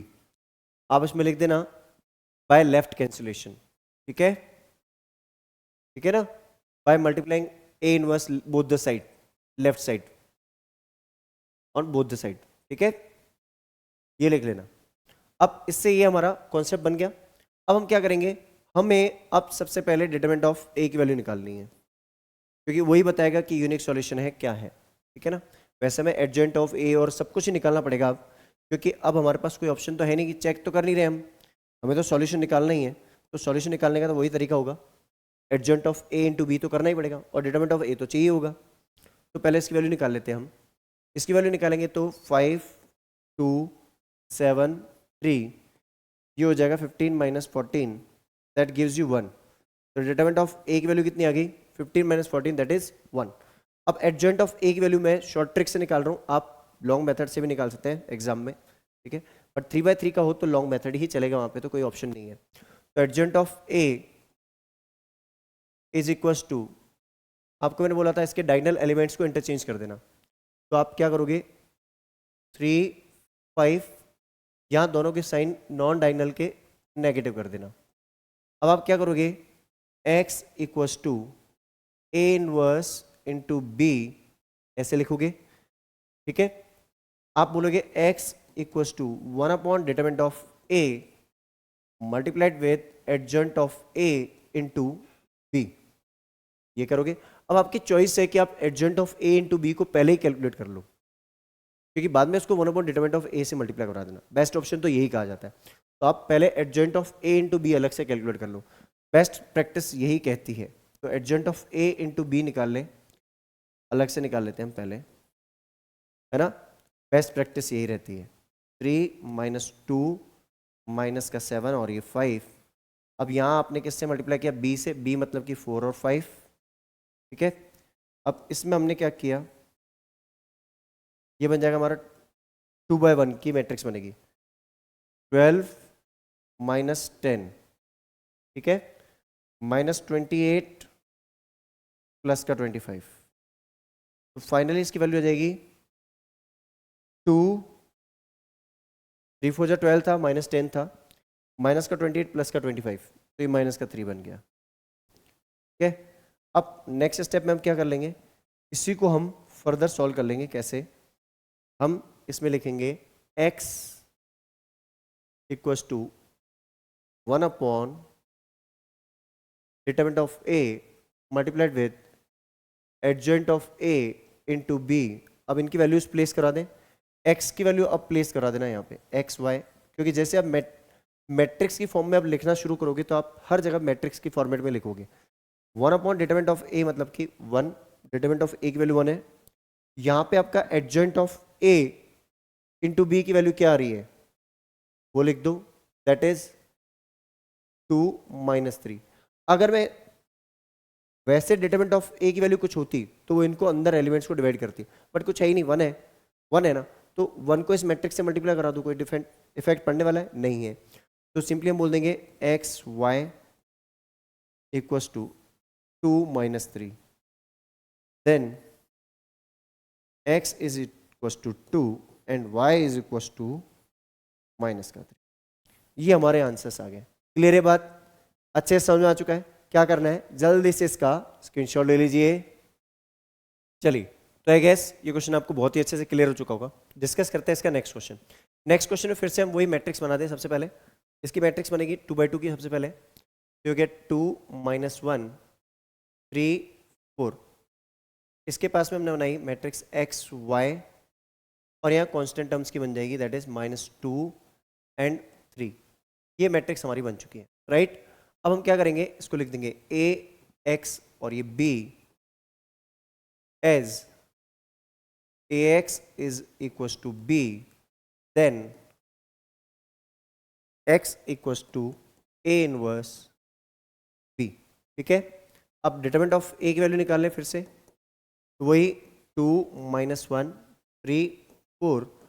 इसको हमने क्या किया, 8 प्लस 3 लिख दिया, कितना हो गया 11। तो डिटरमिनेंट ऑफ ए की वैल्यू आ गई 11, means determinant of A is not equals to 0। तो हमारे पास कौन सा सॉल्यूशन आएगा, यूनिक सॉल्यूशन आएगा। ये चाहो तो आप मेंशन कर दो, बेटर रहेगा आपके लिए, ठीक है। अब यहाँ से हमने ये कैलकुलेशन कर ली, आगे हम क्या बोलेंगे अब हम इसमें बोलेंगे कि अब हमें क्या करना है, इसमें निकालना है ए इनवर्स। तो हम यहाँ लिख लेंगे A inverse equals to 1 upon determinant of A into adjoint of A, तो आप इसको ऐसे ना लिख के एक काम करो, x इक्वल टू लिख दो, x equal to 1 upon determinant of A multiplied with adjoint of A into B. ठीक है, तो adjoint of A into B की वैल्यू हम निकाल दें फिर से, तो इसको हम फिर से अलग से सॉल्व कर ले तो ज़्यादा बेटर है।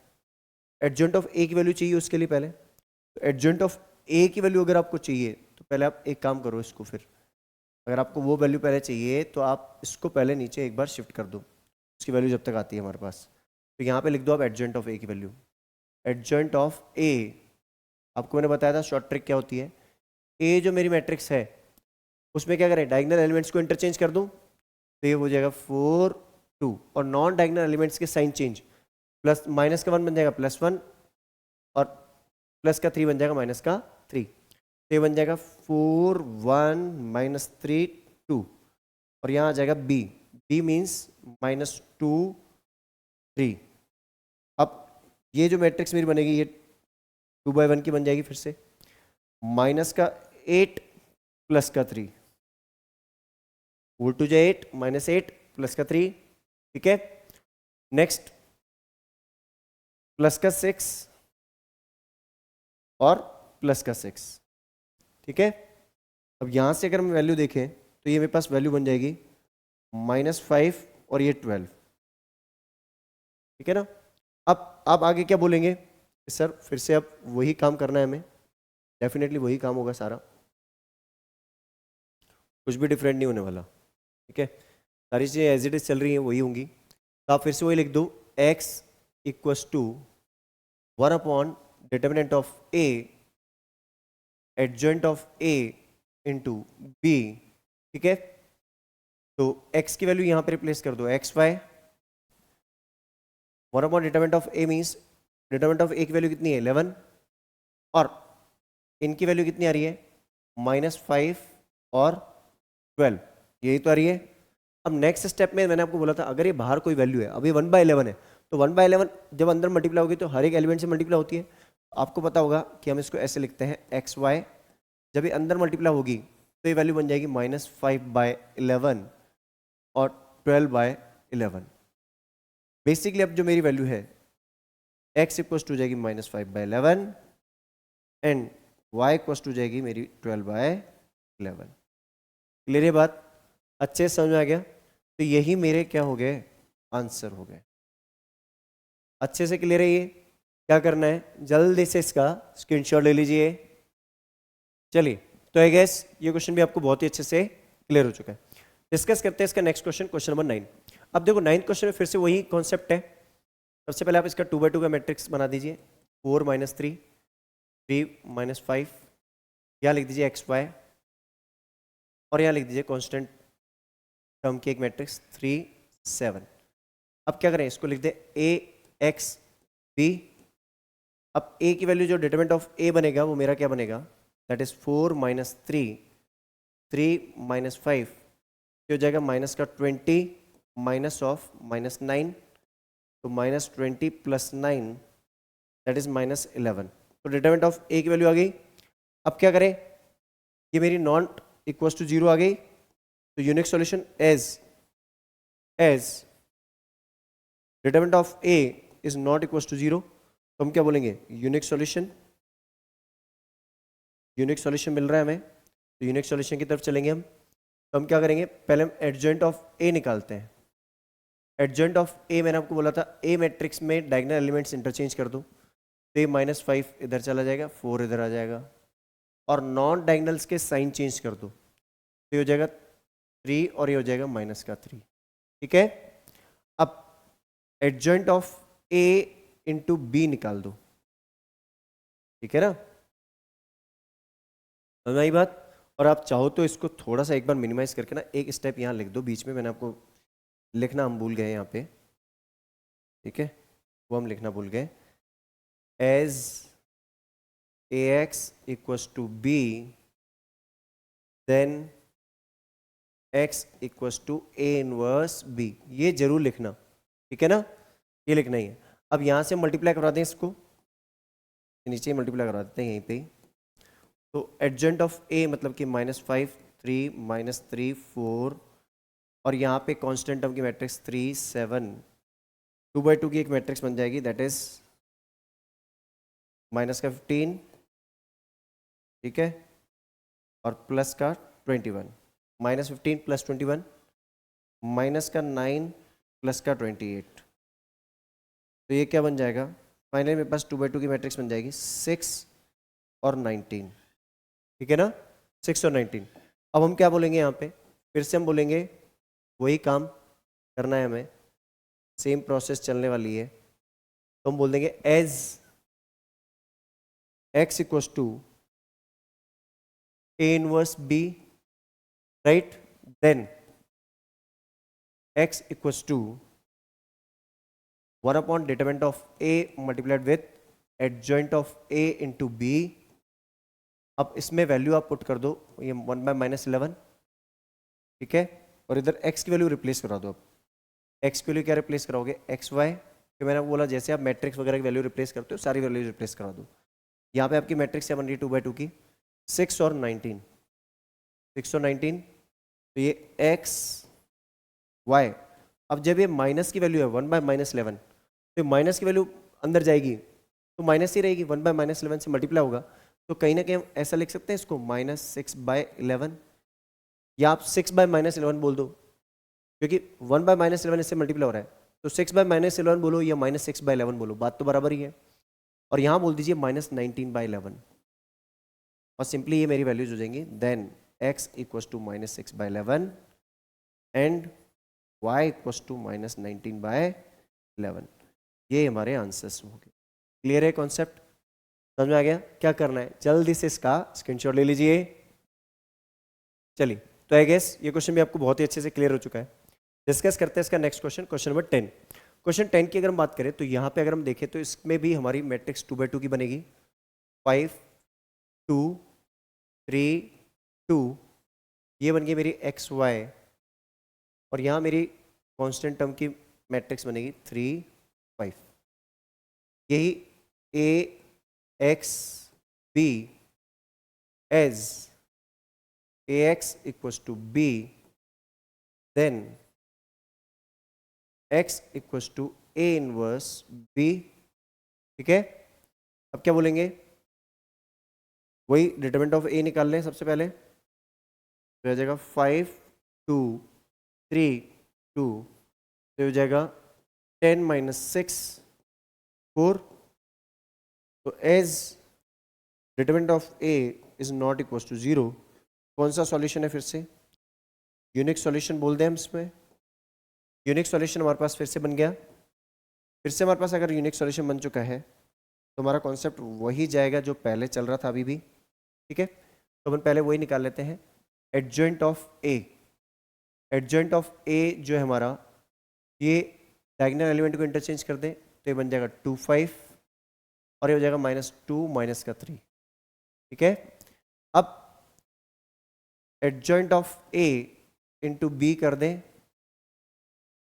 तो ये मेरे पास बनेगा 2 - 2 -3 5, और ये b जो है मेरा दैट इज 3 और ये 5। इसको जब हम सॉल्व करेंगे तो ये अपने पास 2/2 की एक मैट्रिक्स बन जाएगी, 6 - 10, राइट, और ये -9 + 25। तो इसकी वैल्यू जो आएगी फाइनली अपने पास ये आ जाएगी -4 और 16, ठीक है, -4 और 16।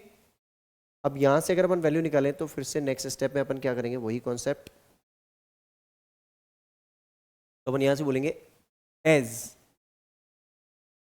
x equals to a inverse b, then x is equals to 1 determinant of a multiplied with adjoint of a into b, right. अब इसमें हम क्या बोलेंगे, x मतलब कि वही X Y, 1 determinant of a मतलब कि 1/4, 4 आ रही वैल्यू इसकी, और यहाँ से हमारे पास जो फाइनल आंसर बन रहा है दैट इज -4 16, ये बन रहा है। अब 1/4 है तो 4 से डिवाइड करवाना है एक तरह से, एक्स वाई इसकी वैल्यू जो बनेगी दैट इज -1 और ये 4 बन जाएगा, बिकॉज 4 से ही डिवाइड कर रहा है इसको। इनडायरेक्टली 1/4 से मल्टीप्लाई करना मतलब कि 4 से डिवाइड कर दो। -4 को 4 से डिवाइड किया -1 और 16 को 4 से डिवाइड किया 4। तो ये मेरे पास वैल्यूज आ गई। तो x is -1 and y is 4। ये हमारे पास फाइनल वैल्यूज आ चुकी है। ये हमारा आंसर हो गया। क्लियर है ये बात? अच्छे से समझ में आ गया? क्या करना है, जल्दी से इसका स्क्रीनशॉट ले लीजिए। चलिए, तो आई गेस ये क्वेश्चन आपको बहुत ही अच्छे से क्लियर हो चुका है। डिस्कस करते हैं इसका नेक्स्ट क्वेश्चन, क्वेश्चन नंबर 11। अब क्वेश्चन 11 की जब हम बात करते हैं तो सबसे पहले आप इसकी मैट्रिक्स बनाएंगे 3/3 की। तो 3/3 की मैट्रिक्स बनेगी इसकी 2 1 1 1 -2 -1। अब थर्ड इक्वेशन में अपने पास x वेरिएबल नहीं है, तो हम इसको क्या लिखेंगे 0 3 एंड -5, राइट। अब इसको कर देंगे क्लोज। अब हमारे पास एक मैट्रिक्स बनेगी एक्स वाई जेड वेरिएबल की, और थर्ड मैट्रिक्स अपनी बनेगी जो यहाँ पे दैट इज कांस्टेंट टर्म्स की 1 3/2 एंड 9। ये हमारी तीनों मैट्रिक्स बन चुकी है। अब इसको हम वैसे बोलते क्या है आपको पता होगा, हम इसको लिखते हैं a x equals to b। अब वही ये लाइन लिखना ना भूलें, एज, ये लाइन आपको मैंने बताई थी, as ax equals to b, then x equals to a inverse multiplied with b। ये हमेशा ही ध्यान रखना है, ये हमेशा लिखनी लाइन। अब डिटरमिनेंट ऑफ a निकाल लें अपन। सबसे मेन चीज डिटरमिनेंट ऑफ a की वैल्यू बहुत इंपॉर्टेंट है यहाँ पे। ये सबसे मेन डिसीजन मेकर होगा हमारे लिए कि आगे क्वेश्चन कैसे सॉल्व होगा। तो 0 3 -5 फर्स्ट रो के रेस्पेक्ट में ही सॉल्व करता हूँ मैं अभी, ज़्यादा दिमाग नहीं लगाते अपन। तो 2 यहाँ से बनने वाली डिटरमिनेंट हो जाएगी 2/2 की, -2 3 -1 -5, ठीक है। यहाँ से हो जाएगा -1, यहाँ से बन जाएगा अपना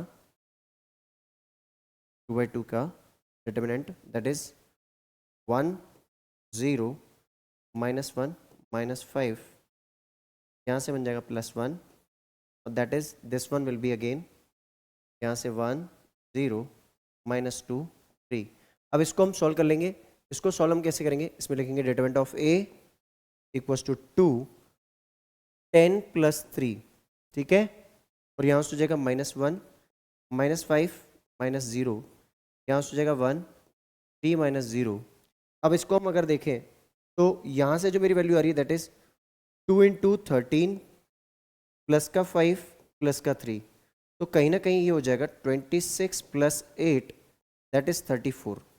तो यही मेरा डिटरमिनेंट ऑफ ए है। तो as determinant of A is not equal to 0, तो हम इसको क्या बोलेंगे, यूनिक सॉल्यूशन। तो आई होप यहाँ तक का काम तो पूरा एज इट इज हर चीज़ में सेम ही चल रहा है जैसा हम अभी तक करते हुए हैं, राइट, ठीक है।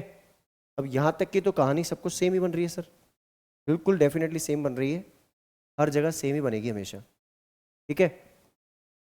चलिए तो अब देखते हैं इसके बारे में। अब को फैक्टर्स निकालते हैं इसके, बिकॉज अब मुझे adjoint of A into B करना पड़ेगा, तो को फैक्टर्स निकालते हैं इसके। तो यहाँ पे हम निकालेंगे a11 a12 a13 a21 a22 a23 a31 a32 a33, right. ये सारी वैल्यूज निकालनी मुझे। सबसे पहली बात मैंने आपको बताया था मैं इसको कैसे कैलकुलेट करूंगा, मैं डायरेक्ट इसलिए निकाल रहा हूँ because aij equals to -1 power i + j into MIJ वाला कॉन्सेप्ट लगा रहा हूँ मैं, ध्यान रखना, ठीक है। तो मैं माइनर की वैल्यू निकालूंगा, और अगर मेरा i + j की वैल्यू इवन है तो मैं as it is minor equals to cofactor कर दूंगा। अगर इसका सम ऑड है i + j तो मैं माइनस से मल्टीप्लाई करा दूंगा माइनर की वैल्यू को, ठीक है।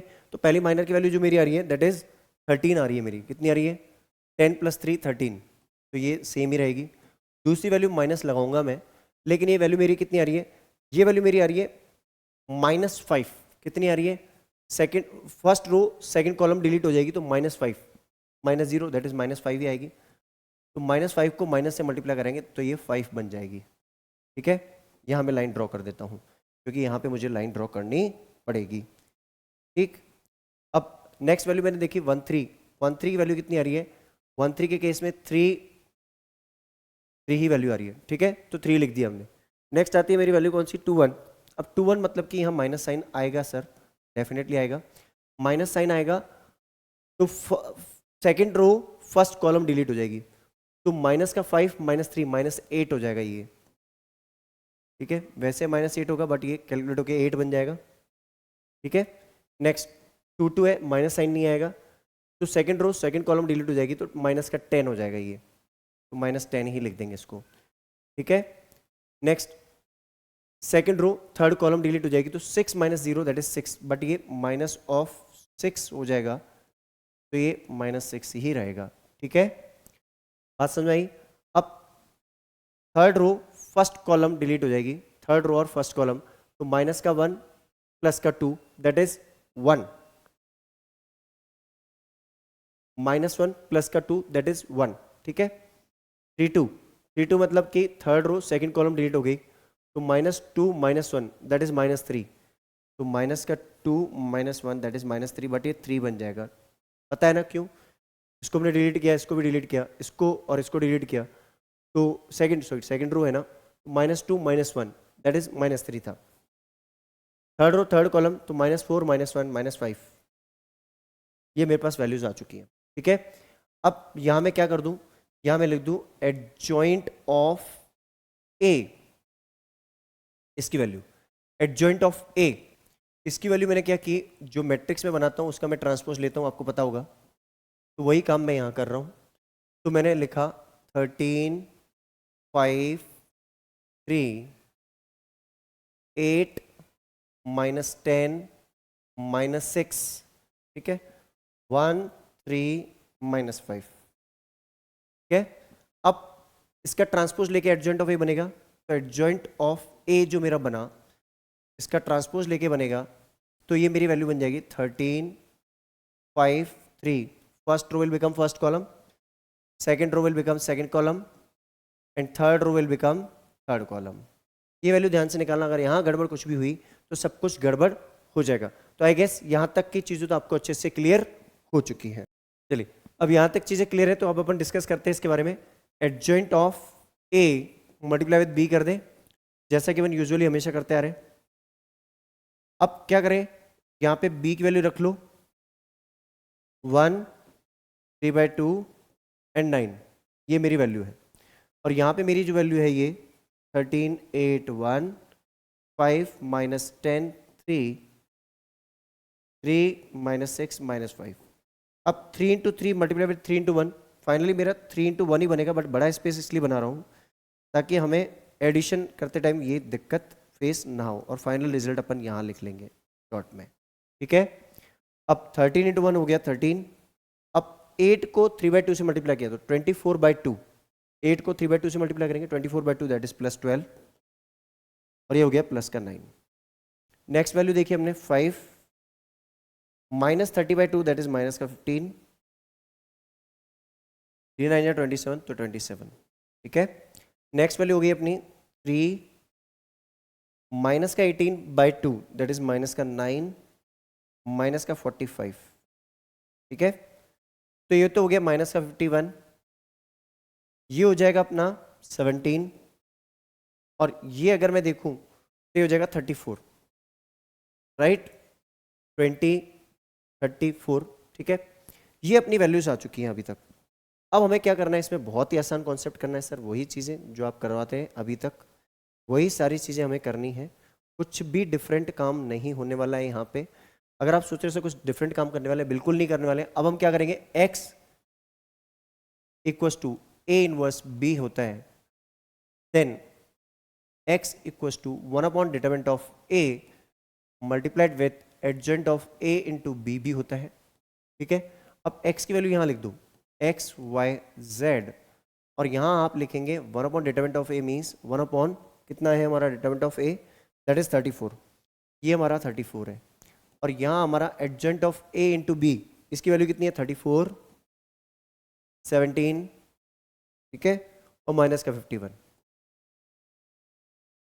ठीक है ना। तो यहाँ से अपनी जो वैल्यू निकलेगी एक्स वाई जेड की, इसको अंदर मल्टीप्लाई कराएंगे तो फाइनली ये वैल्यू बन जाएगी मेरी 1 1/2 और माइनस का 3/2, क्योंकि 34 कैंसिल आउट हो जाएगा, 17/34 दैट इज 1/2 बन जाएगा, और 17 3 जा 51 होता है, 17 2 जा, तो ये मेरे पास x की वैल्यू आ जाएगी 1, y की वैल्यू आ जाएगी that is half, and z is -3/2।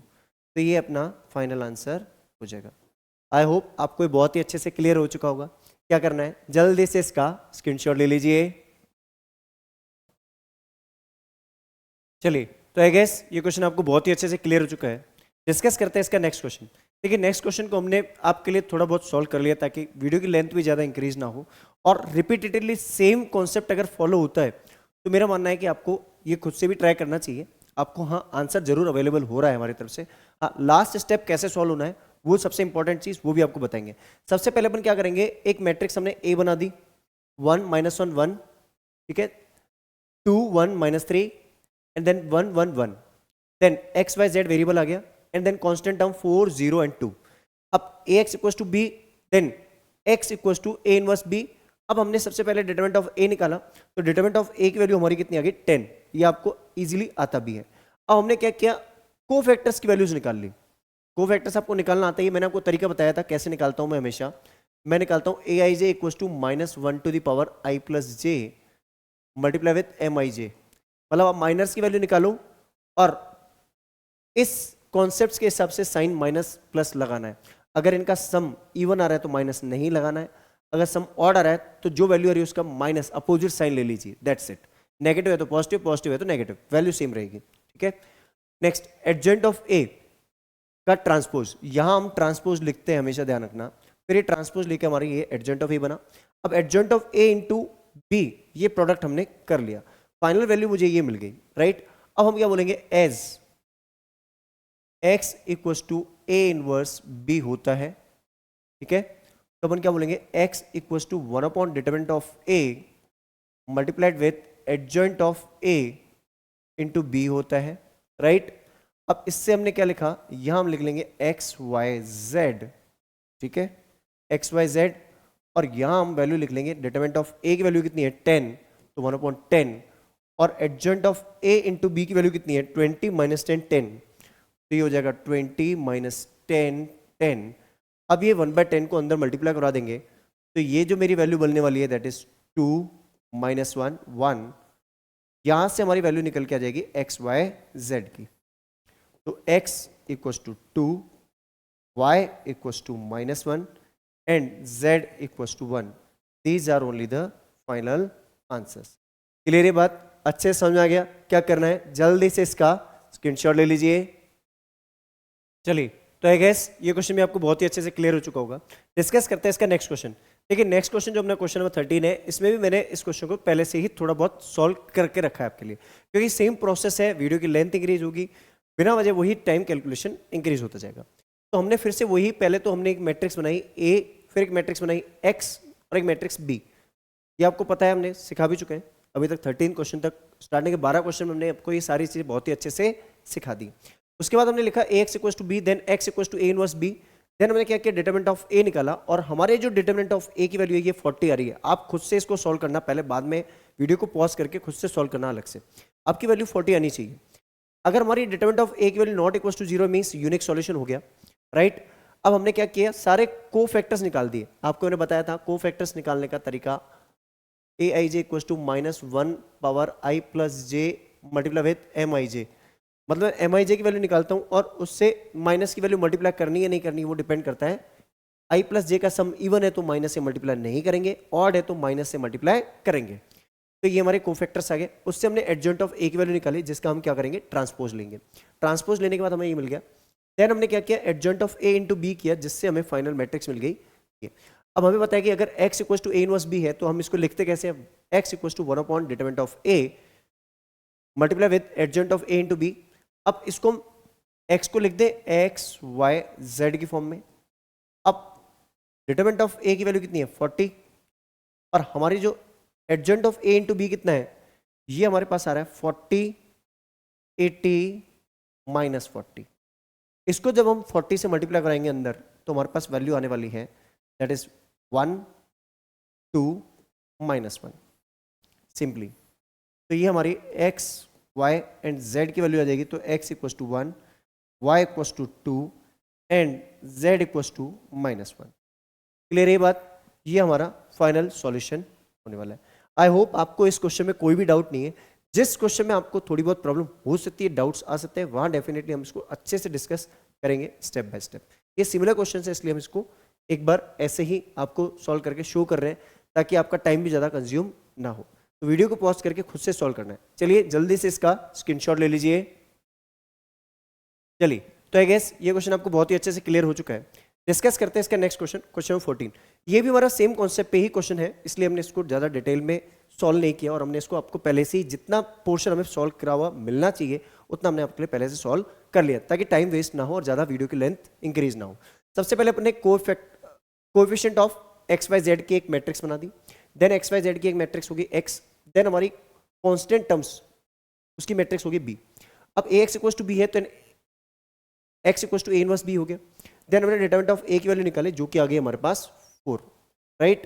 यहाँ पे हमारे पास इसकी वैल्यू आ गई 4। अब not equal to 0 means unique solution. अब हमने क्या किया, को फैक्टर्स सारे निकाल दिए। को फैक्टर्स आपको मैंने पहले भी बताया है, A I J equal to -1 to the power I plus J into M I J के कॉन्सेप्ट से ही निकालना है, ठीक है। देन इसका हमारा ट्रांसपोज है, ट्रांसपोज लेते ही एडजॉइंट ऑफ ए की वैल्यू ही आ गई। एडजॉइंट ए इंटू बी की वैल्यू हमने निकाली जो कि हमारे पास आ चुकी है, सॉल्व करने पे 8 4 12 ये आ चुकी है। अब हमें पता है कि एज हमें पता है कि x equals to A inverse B दे रखा है मुझे, x equals to A inverse B दे रखा है। देन हम क्या बोलेंगे, x equals to 1 upon determinant of a multiplied with adjoint of a into B हो गया हमारे पास, राइट।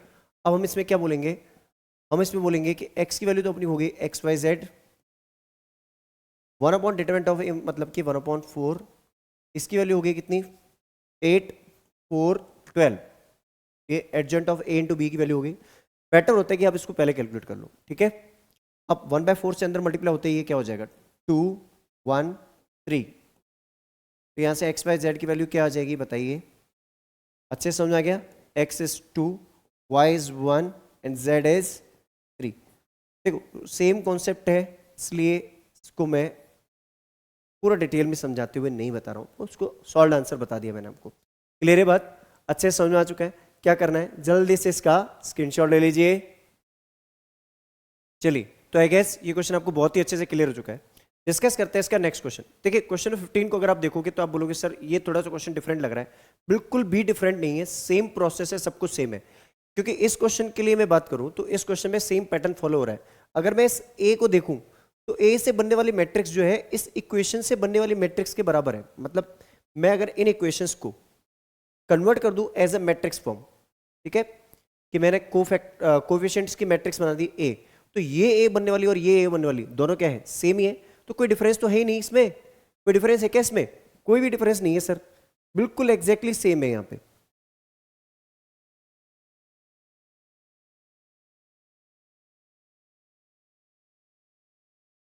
चलिए, तो आई गेस ये क्वेश्चन आपको बहुत ही अच्छे से क्लियर हो चुका है। डिस्कस करते हैं इसका नेक्स्ट क्वेश्चन। नेक्स्ट क्वेश्चन की बात करें तो क्वेश्चन 15 में अगर हम देखें तो if A is given this then find A inverse. देखो पहले आपको ए से ए इनवर्स निकालना है, देन आपको यूजिंग जो आपका ये ए इनवर्स निकल रहा है उससे आपको इन इक्वेशंस को सॉल्व करना है। मतलब कहीं ना कहीं इन इक्वेशंस का कनेक्शन इस ए के साथ है, तो पहले हमने वो चेक किया। अगर मैं इन इक्वेशंस को कन्वर्ट कर दूं एज अ मैट्रिक्स फॉर्म, ठीक है, तो मैंने देखा कि मुझे पता चलता है कि ये ए और ये ए सेम ही बन रहा है, कोई डिफरेंस तो है ही नहीं। और ये एक्स, तो A x equals to B है, then x equals to A inverse B. अब मैं ए डिटरमिनेंट ऑफ ए इसका निकाल रहा हूँ, इसका नहीं निकाल रहा हूँ, क्योंकि इसका मुझे पहले ए इनवर्स निकालना है। किसका ए इनवर्स निकालना है, इसका ए इनवर्स निकालना है मुझे, ठीक है। तो इसका ए इनवर्स निकालने के मैंने डिटरमिनेंट ऑफ ए निकाला, क्योंकि ए इनवर्स क्या होता है 1 upon determinant of A into adjoint of A. तो पहले मैंने इसका डिटरमिनेंट ऑफ ए निकाला जिसकी वैल्यू आ गई -1। आप इसको अच्छे से कैलकुलेट करना, क्योंकि सेम प्रोसेस है इसलिए मैं टाइम कंज्यूम ज़्यादा नहीं करना चाहता इसमें। अब हमारे पास यहाँ पे को फैक्टर्स हमने निकाल दिए, उससे हमने एडजॉइंट ऑफ ए का ट्रांसपोज बनाया और ट्रांसपोज लेने पे हमें एडजॉइंट ऑफ ए मिला। अब हमें ए इनवर्स निकालना है पहले, तो ए इनवर्स क्या है 1 upon determinant of A multiplied with adjoint of A, ये हमने कर दिया। अब इसकी वैल्यू क्या है 1 अपॉन -1। अंदर मेरे पास जो मैट्रिक्स आ रही है एडजॉइंट ऑफ ए, इसको माइनस से मल्टीप्लाई करते साइन चेंज हो जाएंगे, बिकॉज -1 है मतलब माइनस साइन है, माइनस साइन से मल्टीप्लाई करते ही साइन सारे चेंज हो जाएंगे। ये मेरा हो गया ए इनवर्स। अभी तक हम लोग क्या कर देते थे, हम लोग क्या करते थे, 1 अपॉन डिटरमिनेंट ऑफ ए को बाहर रख लेते थे, एडजॉइंट ए इंटू बी पहले कर देते थे। अभी वो नहीं कर सकते हम, अब हमें ए इनवर्स को यूज करना है। बेसिकली अब हम बोलेंगे as x equals to A inverse into B होता है ना। अब हमारे पास ए इनवर्स की वैल्यू ऑलरेडी है, तो putting the value by putting the value of A inverse, तो by putting x A inverse and B values, अगर मैं इनकी वैल्यूज को पुट कर दूं, राइट, तो क्या हो गया, x की वैल्यू तो x रहेगी यहाँ पे, x y z, ठीक है।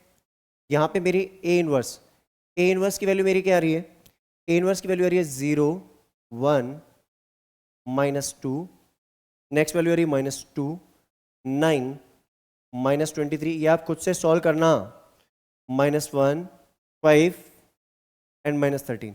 इस बार आपको ऐसे सॉल्व करना पड़ेगा और मल्टीप्लाइड विद बी है, तो मेरा बी क्या है, बी मेरा ये रहा 11 -5 एंड -3। अभी तक हम लोग क्या करते थे, हम लोग कभी भी ए इनवर्स पहले नहीं निकालते थे, हम पहले adjoint of A into B करते ताकि डिटरमिनेंट ऑफ ए इजीली उसको डिवाइड कर लेता था। लेकिन इस बार इसने बोला कि पहले आप ए इनवर्स निकालो, कोई बात नहीं, हमें कोई इसमें इश्यू नहीं है, we don't have any problem, क्योंकि हमें पता है तरीका कैसे सॉल्व करना है। अब इसमें प्रोडक्ट इसका जो होगा वो क्या बनेगा, 3 इंटू 3 को 3 इंटू 1 से मल्टीप्लाई करेंगे, 3 इंटू 1 बनेगा, तो मैं बड़ा कॉलम इसलिए बना रहा हूँ बिकॉज एडिशन शो कर लूँ मैं। 0 इंटू 11 इज 0 -5 +6, ठीक है। नेक्स्ट यहाँ से हो गया माइनस का 22, ठीक है, माइनस का 45 और प्लस का 69, ठीक है, माइनस का 22 -45 और प्लस का 69। नेक्स्ट माइनस का 11, राइट, माइनस का 25 और प्लस का 39, ये वैल्यूज आ गई, -11 -25 प्लस 39। अब इसकी वैल्यूज को अपन थोड़ा सा लिख लें, सॉल्व कर ले थोड़ा सा। 6 - 5 इज 1। यहाँ से अगर मैं देखूँ इन दोनों की वैल्यूज को, देखूँ तो 67 और 69, तो प्लस का 2 मिल रहा है मुझे। इसकी वैल्यूज को देखूँ तो ये 36 हो रहा है माइनस का, और ये प्लस का 39, तो ये 3 हो रहा है। तो बेसिकली इनकी वैल्यूज अगर मैं कैलकुलेट करूँ यहाँ से x y z, then implies x equals to 1, y equals to 2 and z equals to 3. These are the final values. Clear है बात, समझ में आ गया? कोई डिफरेंस नहीं है, सब कुछ सेम है, बस एक ही प्रोसेस की चेंज है इसमें कि हमें पहले इसमें इस बार ए इनवर्स पहले निकाल के फिर उसको बी से मल्टीप्लाई करना है। बात समझ में आ गई? क्या करना है, जल्दी से इसका स्क्रीनशॉट ले लीजिए। चलिए, तो आई गेस ये क्वेश्चन आपको बहुत ही अच्छे से क्लियर हो चुका है। डिस्कस करते हैं इसका नेक्स्ट क्वेश्चन। देखिए ये word problem based of question है, ऐसे क्वेश्चन कई बार हमारे को केस स्टडीज में मिल जाते हैं। अगर हम इसमें बात करें तो हमारे पास दे रखा है कि कॉस्ट और करेंसी की बात हो रही है, 3 वेरिएबल्स की है, क्योंकि 3 चीजों की अननोन चीजों की प्राइस पूछी गई है और लिखा है कि सॉल्व बाय मैट्रिक्स मेथड, मतलब कि मैट्रिक्स मेथड ही फॉलो करना पड़ेगा और कोई मेथड नहीं लगाना है। अब सबसे पहली चीज हमारे पास है 3 क्वांटिटीज है, अनियन, व्हीट एंड राइस। तो इसकी प्राइस हमें पता नहीं है, तो पहले एज्यूम कर लेते हैं, late the per kg price of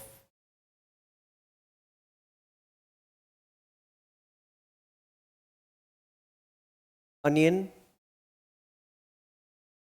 x है, wheat y है और राइस z है। ये हमने तीनों प्राइस अज्यूम कर ली। तो अकॉर्डिंग टू क्वेश्चन इसकी इक्वेशंस क्या बनेंगी? अकॉर्डिंग टू क्वेश्चन इसकी इक्वेशन बनेगी 4x plus 3y plus 4x plus, sorry एक बार, ये 4x plus 3y plus 2z equals to 60। देखो 4x plus 3y plus 2z equals to 60। दूसरी इक्वेशन देखते हैं हम, तो 2x plus 4y, 2x plus 4y plus 6z equals to 90। आप में से कुछ बच्चे इस इक्वेशन को सॉल्व कर लेंगे, सिंप्लीफाई कर लेंगे, मत करना, वैसे ही रहने दो, क्या दिक्कत है, ठीक है। नेक्स्ट इक्वेशन है हमारे पास 6x plus 2y 6x plus 2y plus 3z equals to 70, right. अब इसको हम कन्वर्ट कर देंगे एज ए मैट्रिक्स फॉर्मेट में। तो इसकी मैट्रिक्स अगर हम बना दें 3x3 की मैट्रिक्स यहाँ बना दें और इसकी 3x1 की मैट्रिक्स यहाँ बना दें, तो ये हो जाएगा 60 90 70 और ये हो जाएगा XYZ सबसे पहले तो, ठीक है। अब इसके कोएफिशिएंट्स की मैट्रिक्स बना दें, तो कोएफिशिएंट्स की मैट्रिक्स क्या बनेगी 4 3 2 2 4 6 6 2 3। अब ये हो गया A X और ये B, ठीक है। तो as A X equals to B then X equals to A inverse B, ठीक है। अब हम थोड़ा सा इसको ऊपर इसलिए शिफ्ट कर लेते हैं ताकि हमारे पास थोड़ा सा स्पेस बन जाएगा तो काम अच्छे से हो जाएगा, राइट। अब यहाँ से डिटरमिनेंट ऑफ A की वैल्यू निकाल लें। डिटरमिनेंट ऑफ A की वैल्यू जो होगी फर्स्ट रो के रेस्पेक्ट में मैं सॉल्व कर रहा हूँ, 4 4 2 6 3 माइनस का 3 देन 2 6 6 3 देन प्लस का 2, ठीक है। 2 6 4 2 इसको सॉल्व करेंगे तो 4 12 माइनस 12 0 होगा यहाँ तो, माइनस 3 6 माइनस 36 6 माइनस 36, ठीक है। प्लस का 2 4 माइनस 24। अब यहाँ से अगर हम वैल्यू देखें तो ये तो हो गया 0 0 इंटू 4 इज 0, राइट। और यहाँ से अगर वैल्यू देखें तो माइनस का 3 और माइनस का 30।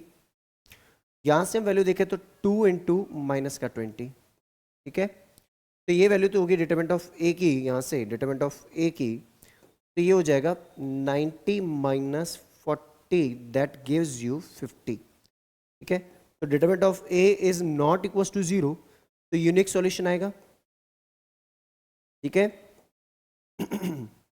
अब यहां से बात करते हैं आगे इसके, यहां से इसकी नॉट इक्वल्स टू 0 आगे वैल्यू, है ना। यहां तक की तो बात क्लियर है, ठीक है।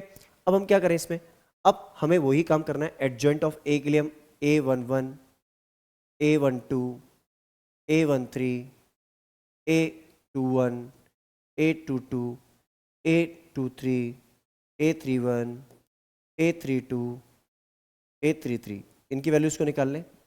और मैंने आपको पहले बताया था मैं इसकी वैल्यूज डायरेक्ट ही निकालूंगा, कौन से फॉर्मूले से, A I J equal to -1 to the power I plus J into M I J. अभी तक सारे क्वेश्चन बताए हैं मैंने वो सारी चीज़ें। अब आपको क्या करना है, यहाँ से इसकी वैल्यूज को कैलकुलेट करना है। तो सबसे पहले इसकी वैल्यू जो आएगी दैट विल बी, यहाँ से वैल्यू तो आ जाएगी मेरी 0। नेक्स्ट वाली वैल्यू जो मेरी आएगी सेकेंड एलिमेंट के रेस्पेक्ट में, तो 6 minus 36 that is -30, but minus बाहर आएगा इसलिए प्लस का 30 हो जाएगा वो, राइट। नेक्स्ट वैल्यू जो होगी मेरी थर्ड रो थर्ड कॉलम के रेस्पेक्ट में 4 माइनस 24 दैट इज माइनस का 20, तो ये माइनस का 20 आ जाएगा। यहाँ पे हमारी फर्स्ट वैल्यू जो आएगी सेकेंड रो फर्स्ट कॉलम के रेस्पेक्ट में 9 minus 4 that is 5, 9 minus 4 that is 5, but ये ऑड है तो इसलिए -5 हो जाएगी इसकी वैल्यू। नेक्स्ट वैल्यू जो हमारी आएगी सेकेंड रो सेकेंड कॉलम को डिलीट करने पे 12 माइनस 12 दैट इज 0, तो यहाँ हमारी वैल्यू 0 ही बनेगी। थर्ड वैल्यू जो हमारी बनेगी that is second row third column delete करके 8 माइनस 18, 8 माइनस 18 इज माइनस का 10, बट ये ऑड आ रहा है इसलिए प्लस का 10 बन जाएगा। नेक्स्ट वैल्यू जो हमारी बनेगी that is third row first column delete होके 18 में से 8 गया तो 10, ये 10 बन जाएगी। यहाँ जो मेरी third row second column delete होके 24 माइनस 4 दैट इज 20, बट ये -20 हो जाएगा बिकॉज सम ऑड आ रहा है डिजिट का, right. Next third row third column delete होते ही 16 माइनस 6 10 बन जाएगा, तो ये वैल्यू मेरे पास आ जाएगी 10, ठीक है। यहाँ तक की सारी कैलकुलेशंस में कोई भी डाउट नहीं है आपको, आई गेस। अब बात आती है नेक्स्ट यहाँ से कॉन्सेप्चुअल की। यहाँ हम बात करेंगे अब इसके आगे कि सर अब आगे क्या कैलकुलेशन करनी है, राइट। तो अपने को वही एडजॉइंट ऑफ ए निकालने पहले हम एडजेंट ऑफ ए हमारा वही फिर से एडजेंट ए का ट्रांसपोज वाला कॉन्सेप्ट ही ले लें हम। तो 0 30 माइनस का 20 माइनस 5 0 10, ठीक है। 0 30 minus 20 minus 5 0 10, then 10 minus 20 and 10, ठीक है। अब rows will becomes the columns, जैसा कि हमें पता है ट्रांसपोज लेते ही rows will be written as columns. 0 30 minus 20, अब ये हो जाएगा माइनस 5 0 10, और यहाँ हो जाएगा 10 माइनस का 20 और ये 10, 10 माइनस 20 10 माइनस 5 0 10 0 30 माइनस 20, ठीक है।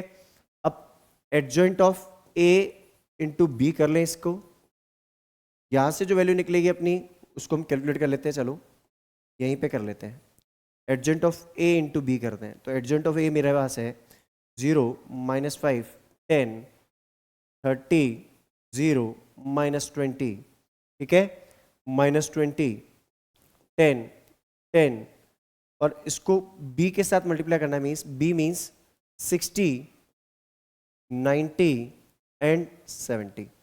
इसको जब हम मल्टीप्लाई करेंगे तो इसको हम फिर से वही उसी फॉर्मेट में लिखते हैं। ये 3/1 बनेगा, बट मैं ज़्यादा स्पेस लिए ऑक्यूपाई कर रहा हूँ क्योंकि मैं कैलकुलेशन वाइड लिखूंगा, थोड़ा ब्रेक करके सामने वैसे लिख दूंगा, राइट। इसको थोड़ा यहाँ शिफ्ट कर देता है, स्पेस रहेगा तो अच्छा रहेगा। अब 0 इंटू 60 इज 0, 5 माइनस का 450, ठीक है, यहाँ से हो जाएगा प्लस का 700, ठीक है, 70 इंटू 10।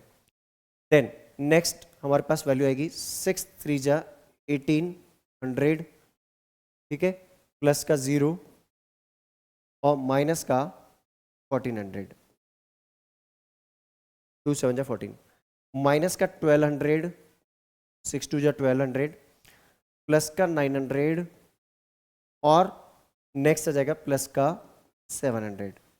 यहाँ से हमारी जो फाइनल वैल्यू बनेगी that is going to be written as 700 minus 450, that is 250, ठीक है, प्लस का 1800 माइनस से 1400 गया, दैट इज 400, और यहाँ के अगर मैं देखूँ तो 1600 ये भी ये हो रहा है 1600 माइनस 1200, तो ये 16 माइनस 12 दैट इज 400 यहाँ भी हो रहा है हमारे पास, ठीक है, 400 यहाँ भी आ रहा है हमारे पास, ठीक है ना, बात क्लियर है अच्छे से।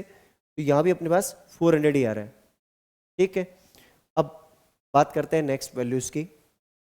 नेक्स्ट वैल्यूज जो हमारी यहाँ से आएंगे, अब फिर से वही कॉन्सेप्ट चलेगा, कुछ भी डिफरेंट नहीं है, कैलकुलेशन अच्छे से देख लेना, ठीक है। ये सारी चीज़ें अगर कैलकुलेशन मिस्टेक हो गई कहीं भी तो आपका सारा क्वेश्चन गलत है। As x equals to A inverse B, अब आपको पता है कि x equals to 1 determinant of a multiplied with adjoint of a into B होता है, ठीक है। तो आप यहाँ पे वैल्यू पुट कर लेंगे, एक्स वाई जेड यहाँ रख लेंगे, और यहाँ पे आप डिटरमिनेंट ऑफ ए की वैल्यू कितनी है 50 रख लेंगे, 50 अपने पास आ रहा है, ठीक है। और यहाँ हमारे पास वैल्यू जो हमारे पास दैट इज 250 400 और ये 400, ये हमारे पास जो फाइनल वैल्यू जा रही है उसको हमने लिख दिया। और ये 50 डिवाइड कर देगा, अब इसको 50 डिवाइड कर देगा तो देखो 0 से तो 0 चला जाएगा इसका, 5 5 जा 25, 0 से 0 चला जाएगा, 5 8 जा 40, 0 0 चला जाएगा, 5 8 जा 40। तो देन प्राइस ऑफ पर केजी अनियन, जिसको आपने x बोला था, जो कि हो गया 5 रुपीज़, ठीक है। एंड अनियन के बाद था वीट, जिसको आपने y बोला था, उसकी प्राइस क्या आ गई 8 रुपीज़, और राइस जिसको आपने z बोला था, जिसकी प्राइस आपकी आ गई 8 रुपीज़। तो आई होप ये आपको अच्छे से आंसर्स कैलकुलेट होके मिल चुके हैं। समझ में आया अच्छे से क्वेश्चन? क्लियर है ना कॉन्सेप्ट? क्या करना है, जल्दी से इसका स्क्रीनशॉट ले लीजिए। चलिए, तो आई गेस आपको ये सारे कॉन्सेप्ट बहुत ही अच्छे से क्लियर हो रहे हैं, आपको हमारा कंटेंट पसंद आ रहा है। तो बस आपको एक ही रिक्वेस्ट है आपसे, एक ही चीज़ आपसे बोलते हैं, बस जल्दी से इस चैनल को मैथ नर्ड को लाइक शेयर और सब्सक्राइब कर लीजिए, और आपको ऐसे भी और इंटरेस्टिंग वीडियोस मिलते रहेंगे इस चैनल पे। तो चलिए मिलते हैं किसी और वीडियो के साथ। Till the time have a great day.